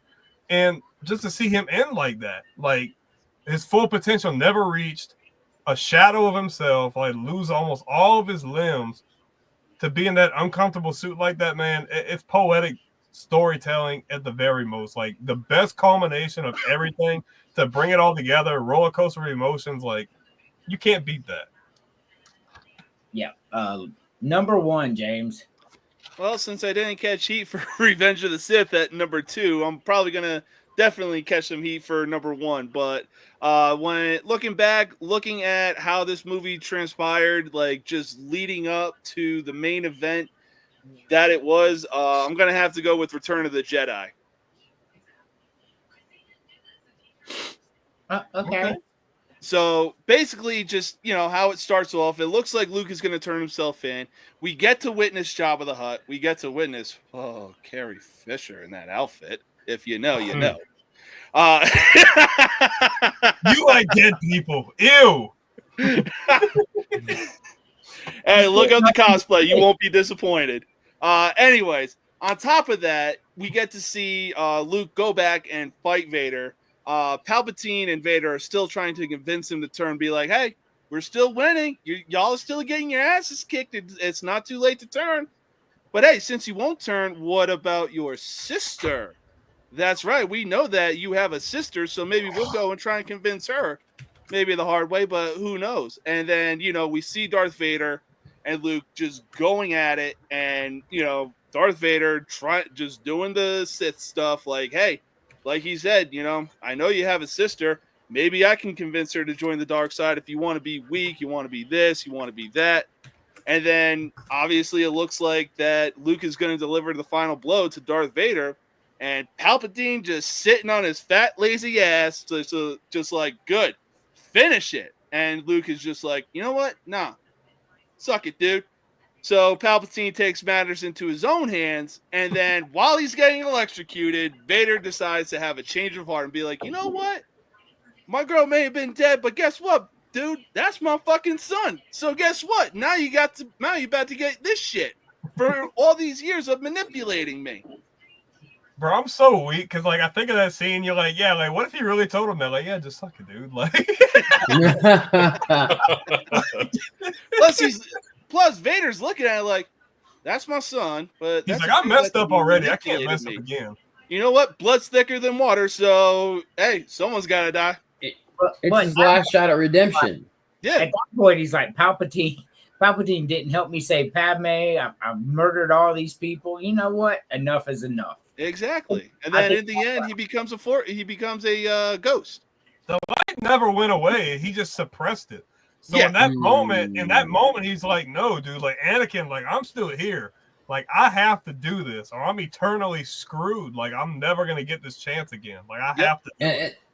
And that's what makes the whole Star Wars saga so amazing is that there's a lot of like poetry really in it. You know, there's so much to it that people just see it. It's kind of like a space movie or an action movie if you haven't watched it. But there really is a lot of depth and a lot of story to it. And it really does. They build on each other. Yep. Number one for you, Link. It's Return of the Jedi as well. I totally agree. Just going from watching what's going on with Darth Vader and Luke to what's going on with the Ewoks to the space battle and just the pinging back and forth, man. And to see the first two movies and then get to that and see the culmination of everything, and then Darth Vader making the good choice at the end too. Yeah, that's definitely number one for me. Hey, look, that's both of y'all's number one. I tell you, it's number 6 for me. I mean, I love Return of the Jedi, but it does not crack my top 5 at all. Yeah, so I mean, like, it's y'all's opinion, and y'all are allowed to have them. So I won't call crazy talk, but that's crazy talk, bro. Number one, Sith. Revenge of the Sith is the most beautiful movie from beginning to end, storytelling, descent, treachery, love, lust. I mean, every emotion you could have in a drama, perfectly done from beginning to end. He loses his mind. This woman that he's done murdered many, many people for, children, everything.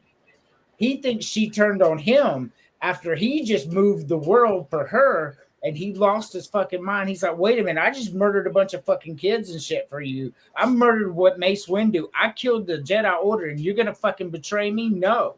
And then he stops, and he's angry. And he just, like, because he's just changed the world, literally changed the entire galaxy with his actions. And then he thinks he was betrayed by the one that he changed the entire galaxy for. That's his brother. Yeah. He sees him walk down the ramp too. He's like, Yeah. whoa. Oh yeah. And he just looks at her and goes, "You're a fucking liar, bitch. You got him to come here."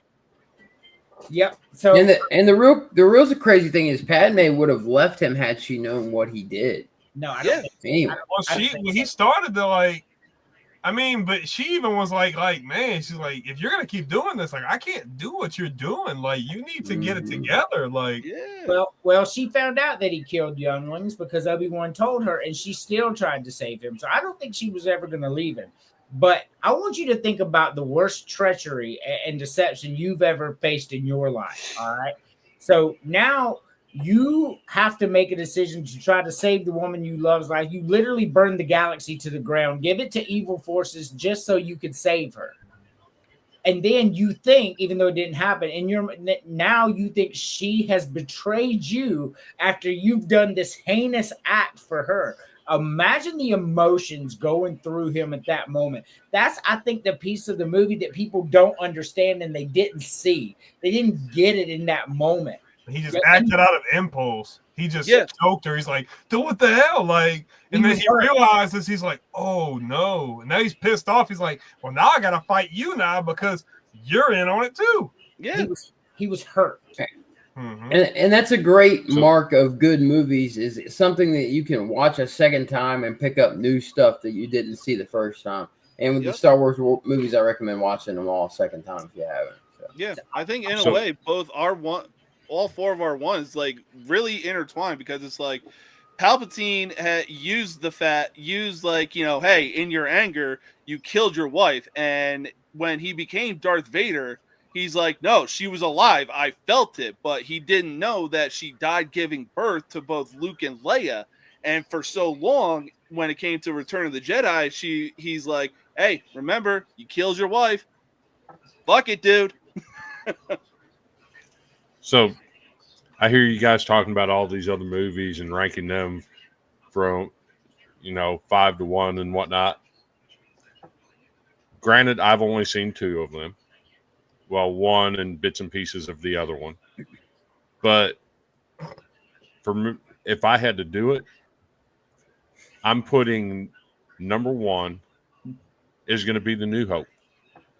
Because without the original, you don't have any of the rest. Think of it in terms of, I was 8 years old when that movie came out. And it opened up an entire billion-dollar industry in the toy market and the movie market, everything. You had all these new toys that came out based off of the original movie. You know, I'm 8 years old and I think I'm king shit because I got a lightsaber. You know, and they didn't know what it was going to be either, and they shot that movie with like the ships on strings and stuff. I mean, but George Lucas did that on his own. Like that wasn't with any major, like no direct. Yeah. No, they literally filmed that on their own. All the CGI and stuff they did on their own. Like he's brilliant. Like and then like it was like, hey, we got all this money. What do we have to lose? They introduce you to the characters: Luke Skywalker, Darth Vader, Princess Leia, Chewbacca, C-3PO, R2-D2. These characters have lived on through generations and generations of other kids, and not just from my generation. They continue to live on today in the minds and imaginations of other young kids. So for me, if I had to rank them, I'd put that at number one just because of the impact that it had going forward throughout history. Its historical impact can't be overtaken by any of the rest. It won't ever be replicated either. I mean, still not the best Star Wars movie though. I mean, I understand what you're saying, but it doesn't make it the best movie. Revenge of the Sith, you need to go watch those movies, Chris. Once you watch Phantom Menace, then Attack of the Clones, then Revenge of the Sith, you'll see what we're talking about. That shit was good. It rivals the Lord of the Rings. Like, that's how good that trilogy was. So anyway, we're going to do top 5 villains, our final segment tonight. I saved this one for last because villains, right? Number 5. I got Boba Fett. Boba Fett was just such a badass, bro. Doesn't take nothing from nobody. He's pretty much doing all of Vader's side bounties and stuff. Like, he's like, well, no more. What he said, no more executions. He's like, well, he's no good to me, dead. Like, and then all the stuff he does, like in these sideshows, and then you get to go back and see his character development from being a kid, watching his dad get killed, and then his progression to being a bounty hunter. And I didn't really care for the Boba Fett show as much. Like, it was good. But like, I just don't like. I feel like they turned him into somebody he wasn't. He just felt like he was trying to be a good guy. Like I just feel like he wouldn't necessarily have done that. Like whatever. But I got Boba Fett. Boba Fett was just a badass, and the fact that he didn't die from the Sarlacc pit, like, come on, man. So Boba Fett is in my top 5 favorite characters, but he's not a villain. Because he's a mercenary. So and then even Boba Fett, the TV series, which was fantastic, by the way. It was good. I didn't say it was bad. I didn't like it as much as like Ahsoka and all that. Is what I'm saying. I mean, we're in huge disagreement with on that because I think it was that good. Boba Fett was a mercenary, yeah. Not he's a top 5 character of all time. I just don't see him as a villain. They were scared of him for sure, but because Boba Fett, where's Boba Fett? Han Solo was freaking the fuck out. I love Boba Fett, but yeah. So number 5, James. Number 5 is definitely a recent one from the ones that have been put out, but I think it was how we got introduced in the most recent, or like the one I believe back in 2017 when The Force Awakens comes out. Kylo Ren. It's a new character from the Sith, and to find out that he was Han's son, and Han Solo still trying to get him to still be a good guy because he knows that there's good in him, but at the same time, he's still trying to get led to the way of the dark side by Darth Vader, just looking at his mask. I mean, looking at it, yeah. So you like Mask Kylo, or do you like Mr. High Pants Kylo? Mask Kylo. Okay. I was just saying. So yeah, he wasn't even a villain. He turned to the light at the end, right? I just didn't like his character. Had a lot of potential, but it felt like he was never. But it just felt like he never really embraced it, and he was always teetering on the edge. It felt like, and he had to keep forcing himself to try to be bad. Like that was my thing. he didn't have the motivation to go to the dark side like Anakin had. I feel like He wanted to Yeah. be Vader so bad, but he just Yeah. didn't have the same like how you said. Yeah. Plus, he's looking at Vader's mask like, hey, teach me the same way that you went to the dark side. Show me the way. Which is stupid anyway, because he turned to the light, so you're just talking to an inanimate object. Like, Hey, you never know. There could still be evil there. Look at some of the shit we see in the Conjuring universe. His light essence ended up being a force ghost, though. So I would think that the dark side would be completely gone. It was just a badly written story. I like from beginning to end, the new ones are terrible. Kylo Ren could have been such a cool character, and they fucked it up. They needed some backstory to get him dark, man. That's what it was. I think they got a little lazy on that aspect. I didn't understand the motivation. Like, it's like he had to keep doing crazy stuff to like reassure himself that he was bad. So he kills his dad, which was terrible. Like, you can't kill Han Solo. And then he said he wanted to be killed off. So yeah, but like the way they killed him, that was a BS way for a character. Like yes, I'll agree to that. And then like for him to like try to get the best of Luke and all this and that, it just felt like he was trying. And then the thing with Snoke was horrible. Like he was trying too hard. I feel like not the actor himself. Adam Driver is good.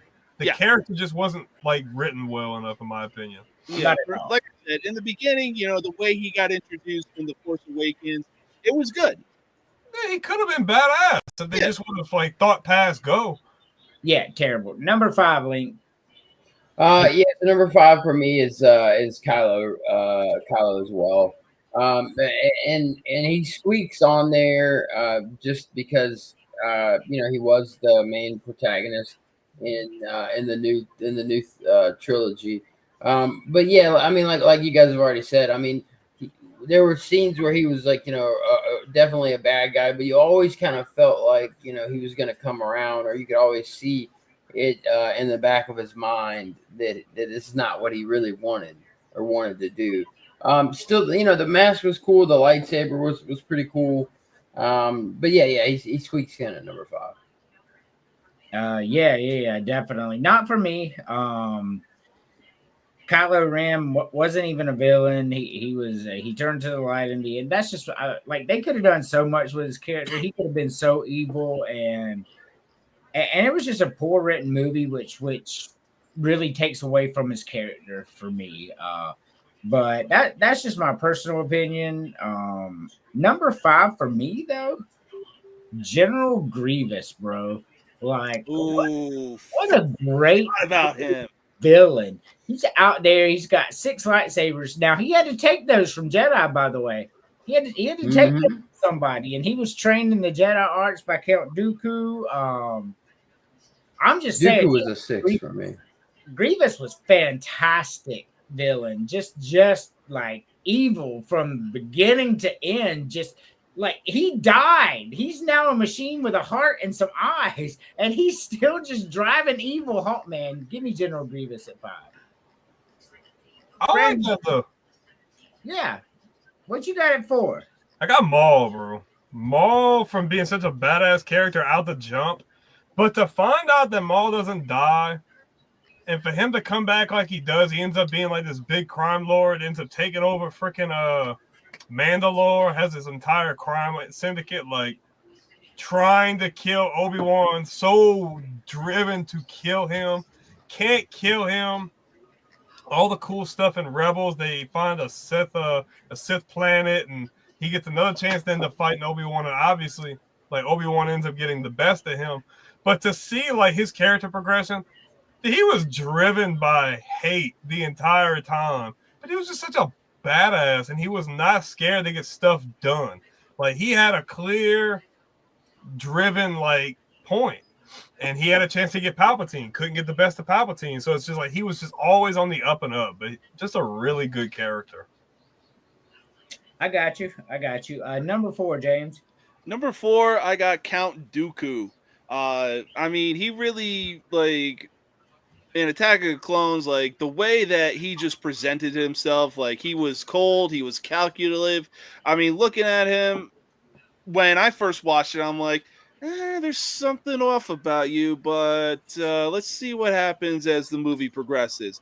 and then to take on both Anakin and Obi-Wan, and then go toe-to-toe with Yoda. And for me, yeah, give me Count Dooku at number 4. I got you. Number 4, Link. So yeah, I had Dooku at a close at 6, almost at 5 there. 4 is like you just said, General Grievous, dude. I mean, the 6 lightsabers that he's taken from other Jedi, like you said, the guy's a heart now in a robot, and he's still just completely badass in fighting. The way he was flicking the lightsabers and everything. Yeah. Grievous at 4 for sure. I like Grievous. I had him at number 5. Number 4 for me, and I'm sure y'all will know who this is. General Tarkin was number 4 for me. Tarkin's badass. Yeah. He is the epitome of a villain, and he was another one that had no powers, but yet commanded everything, blew up a fucking planet, and I mean, just an evil incarnate. He was in A New Hope, Chris. So he was the general on the Star Cruiser. Give me General Tarkin, bro. Like, and the actor they got to play him really looked the part as well. Perfect. Like, but I think some of that was computer generated help too, if I'm not mistaken. But it was, yeah, I do agree. They did nail the character in Rogue One though. Yes, Rogue One as well. He was in a bunch of Star Wars movies, y'all. Love General Tarkin. Number 3. All right. Yeah, number 3. So I don't know how many of y'all, like, how much y'all watch. Andrew might know about, like, the Old Republic stuff. Pretty much all the stuff that happened before the prequels, like the Old Republic and all the Sith Army and all that kind of stuff like that. Darth Malgus, if you watch the intro, the first guy that pops up with the cloak and the respirator on his face, badass, like, general of the Sith Army, like, raised the Jedi Temple, kills, like, all the Jedi back in the day, like, hella powerful, like, really. If you haven't watched any of the Old Republic stuff, if you go on YouTube, you can search, like, Old Republic, you can see, like, all the cutscenes from the old games and stuff. Like, he's a really cool character. In a time where, like, when we watch movies, it's just, like, 2 Sith, there's only a rule of 2. But back then, there was, like, thousands and thousands, and they had, like, civil wars and all kinds of cool stuff, so. All right. James. Number 3, I'm gonna have to go ahead and say Darth Maul. When you watch Phantom of the Menace, and the second that he appears on the screen, you can just feel his aura, you can feel his presence, and just the first lightsaber battle that he has with Qui-Gon Jinn just really got things in motion. It really had the snowball effect, leading up to the fight that he has with Obi-Wan and Qui-Gon Jinn. And it just, I was like 10 years old when that movie came out. And when I saw him, I was like, damn! Yep. Maul was a really good one. Number 3, Link.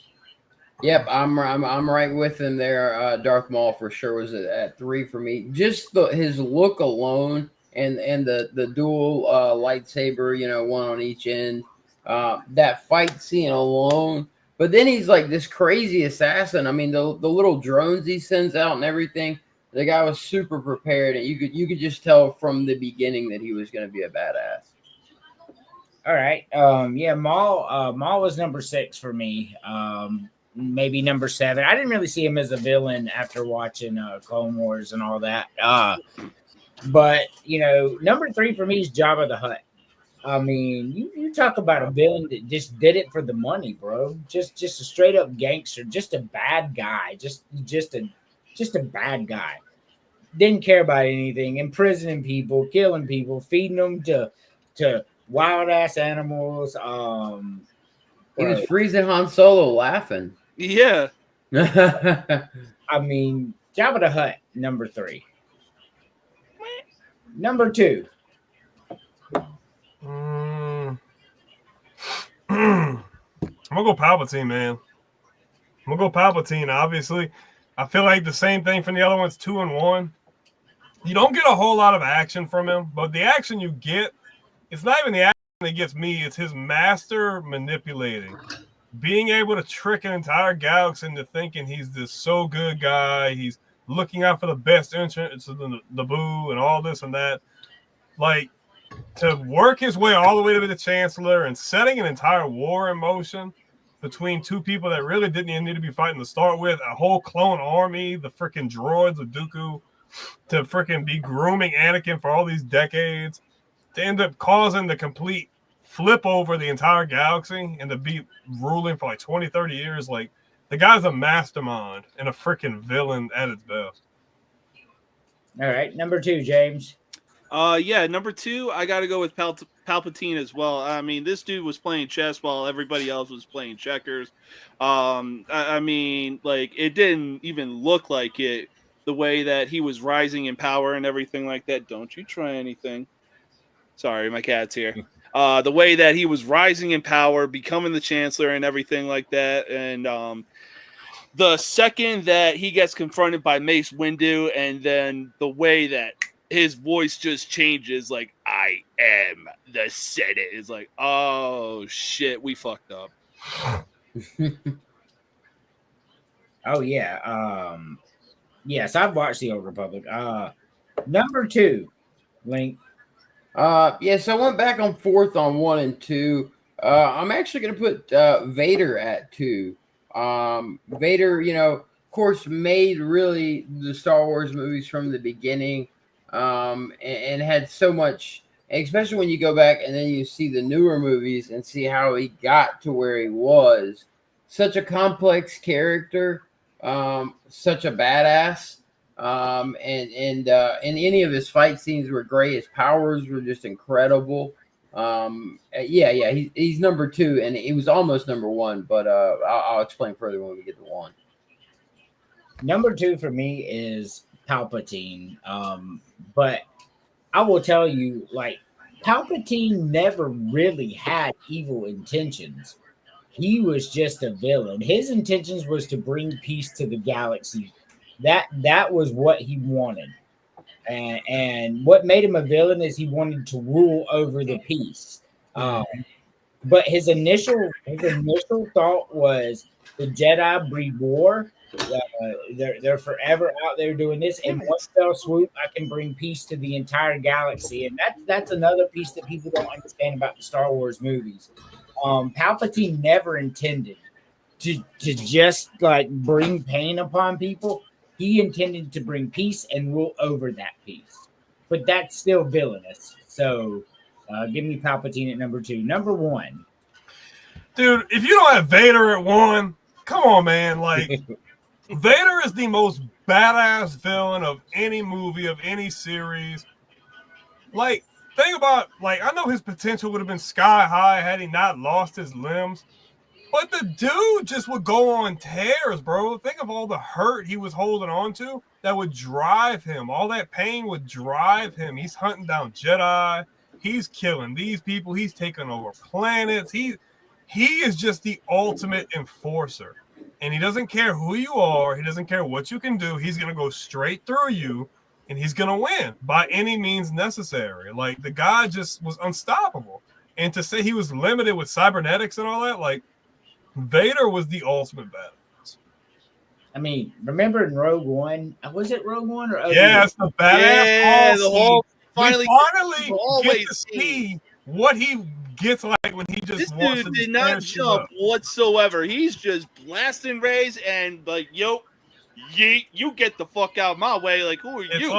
It's like you playing SmackDown versus Raw with 5 finishes to start. Like, the dude just went off, bro. I mean, could you imagine being in that scenario? And then all of a sudden, the world's greatest space wizard is just there. You've heard stories of it.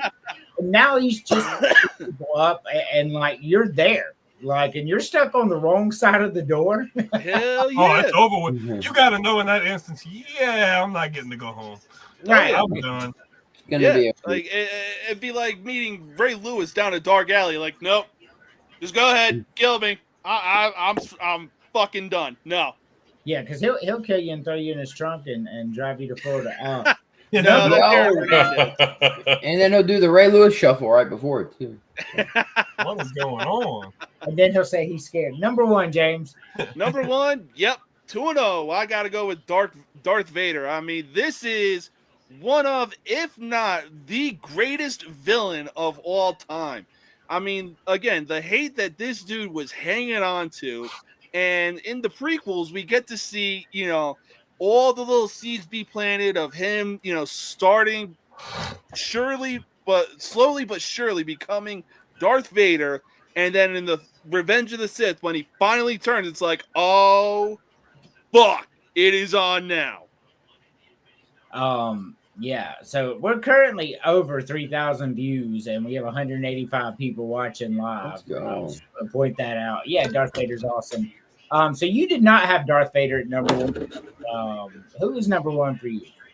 Yeah, so and again, it was so back and forth on this. Palpatine's number one for me, because without Palpatine, there is no Vader. And the way Palpatine was playing so many hands, you put it perfect when you were saying everybody, he's playing chess, everybody's playing checkers. He was playing so many hands at one time and moving so many pieces at one time. He really led everything into the war that it was, and for me, that makes him the villain in Star Wars, and creative Vader as well. Some would say Yoda was the villain. Yeah. It's all about perspective. But yeah, Palpatine, he's number two on my list. I'm okay with that. Number one, for me, Darth Vader. I mean, even as Anakin, even as a kid, he's still the villain. If you look at what he did as a kid, he was a villain then. He really was, like, just out there causing just utter chaos for everybody. And when he was Anakin, even in 2 and 3 before he turned, he's still the villain. I mean, Obi-Wan's like, hey, you need to do this. No, fuck you. I'm Anakin. He's the villain in every bit of it. The greatest bad guy of all time, 100% agree with y'all. There's never been a better bad guy in any movie that has ever existed. So let's go. And I think that's what the Jedi Council sensed in Anakin as well, was that bad in him, and that's what kind of made them fearful of him, and bringing him along too fast. They sensed power in him. They sensed his power, but also like they were scared of attachments. They didn't want any kind of attachments whatsoever, which was already a bad perspective. But they looked at it like, well, he's almost 10 years old. He's lived with his mom his whole life. So we're just going to pull him from his mother and like take him. And then you're sensing all these things going to end up happening. He ends up losing his mother. He loses people he cares about. And all the sequence of events that goes on after that. So yeah, they sensed that what was going to happen. But if they had a better perspective and handled things differently, all of that could have been prevented. Just how he said, it's all about perspective. They lost their way. I mean, they weren't soldiers. Yeah. Like they were never meant to be soldiers. They were protectors of the peace. So for them to get dragged into a war and be commanders and generals, like that's complete opposite of where they were supposed to be. Like it was. We didn't have events. We didn't have a Jedi Council witness protection. We could have put his mom in or anything. Jeez. Well, no, hang on. Hung around to dry. Secretly, Qui-Gon Jinn was secretly a bad guy because I believe the mom's boss or like even the dude, what was his fucking name? Watto. What was it? Watto. Yeah. He's rolling the dice. He's like, hey, red, the mom races. Blue, the kid races. And then Qui-Gon was like, nah, we're taking this kid. I wouldn't say it's being the bad guy. He just knew he was the chosen one and wanted to make sure that he got trained properly. He didn't want him to fall into the wrong hands. Okay. And had he not died, that could have been avoided as well, True, but at the same time, it's also like, Anakin wins, and then it's like, okay, cool, we're taking your 10-year-old from you so he can be trained. Yeah, but... Yeah, I mean, and then just leave her to fend for herself. It's a 50-50 kind of thing. It's how you look at it. She was already a slave, and he couldn't get them both out of slavery, so it was kind of pick what you want. Right. All right. So let's go to our final segment.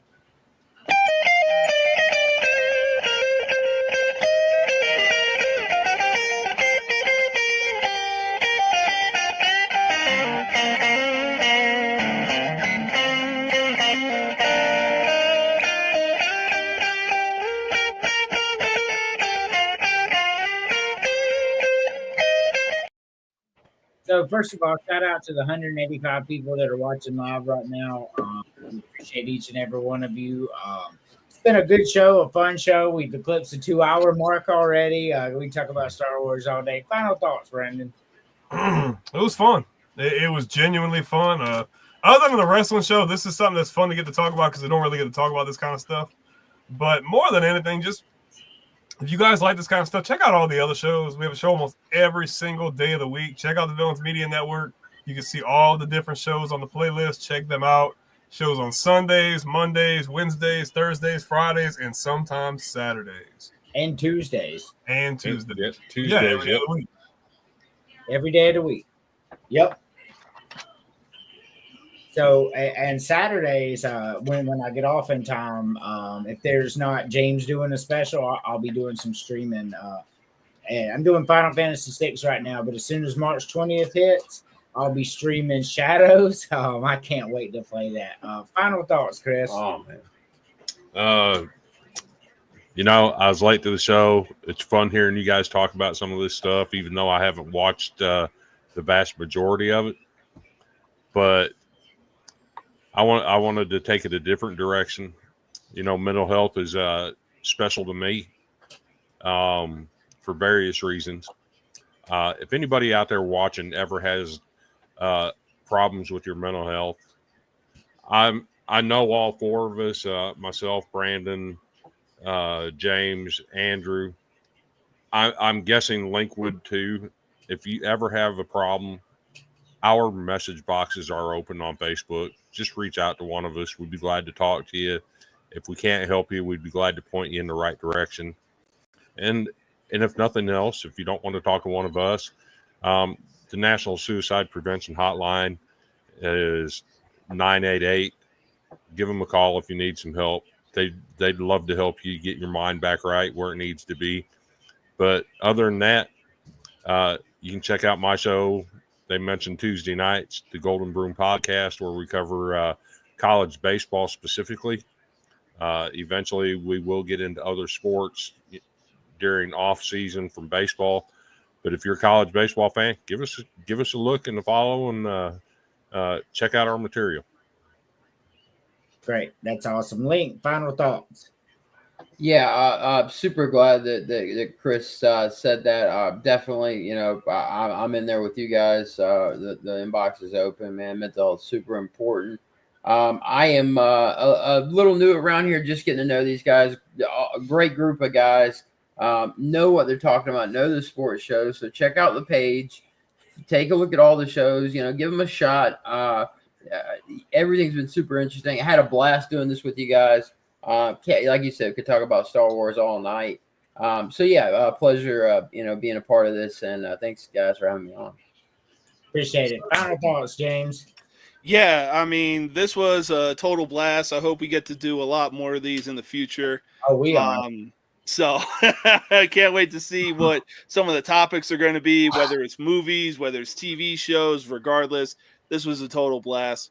Other than that, tomorrow, catch me hosting the most uncut, unfiltered, and uncensored sports talk show you will find on social media. There's a lot of topics that are going to be talked about, and man, oh man, one of them is going to be happening on Saturday night, 8 p.m. Mountain Standard Time, 10 p.m. Eastern Standard Time. UFC 313 live stream. Alex Pereira puts his light heavyweight title on the line against Manegma Ankalev. And man, is it going to be a great one. I've really thought that Elimination Chamber did numbers, but I can't wait to see what UFC 313 does. Yeah, I'm psyched about that one. I can't wait. That's gonna be awesome Saturday night. So for me, final thoughts. Check out all the shows. Monday night, we've got Legends of Square Circle. Tuesday night, Golden Broom. Wednesday night, Divine Battleground. Hawkaholics. Dean shows out there. Level Up Nostalgia's out there. Thursday night, of course, is Villains. Friday night's No Mercy, which I have to go to school tomorrow. So if I get back in time, which I should, I'll be on the show. Saturday nights is going to be for special events like UFC. I'll stream some games while we're on there. And shameless plug for everybody. This right here is our new adventure. Go and like the page. It's on Facebook, Level Up Nostalgia. It's going to be really cool. But my final thoughts are as follows. I love And- it. Huh? And Sunday. And Sunday football frame of mind, yes. And that's just, if it's not a show that you've checked out, you need to go check that show out. It's really Great fun. show. Man, Cam is freaking hilarious, man. I absolutely like a little insight for us. Like sometimes I'll go 2 weeks without talking to Cam, but if I ever want to see him, I'll turn on Sunday nights and he'll be there. Being on the Falcon, yeah. That's just reality. Yeah, he rides Millennium Falcon. But my final thoughts before we go here is just simply this: there's one reason and one reason only that we're here, and that's the Lord and Savior Jesus Christ. If you don't know him, I'm telling you, now's the time to get to know him. The Holy Spirit's out there, and I stand on that more than I stand on anything. I love Jesus more than I love me. So if that doesn't tell you everything you need to know about faith, go look it up. And as always, John 3:16.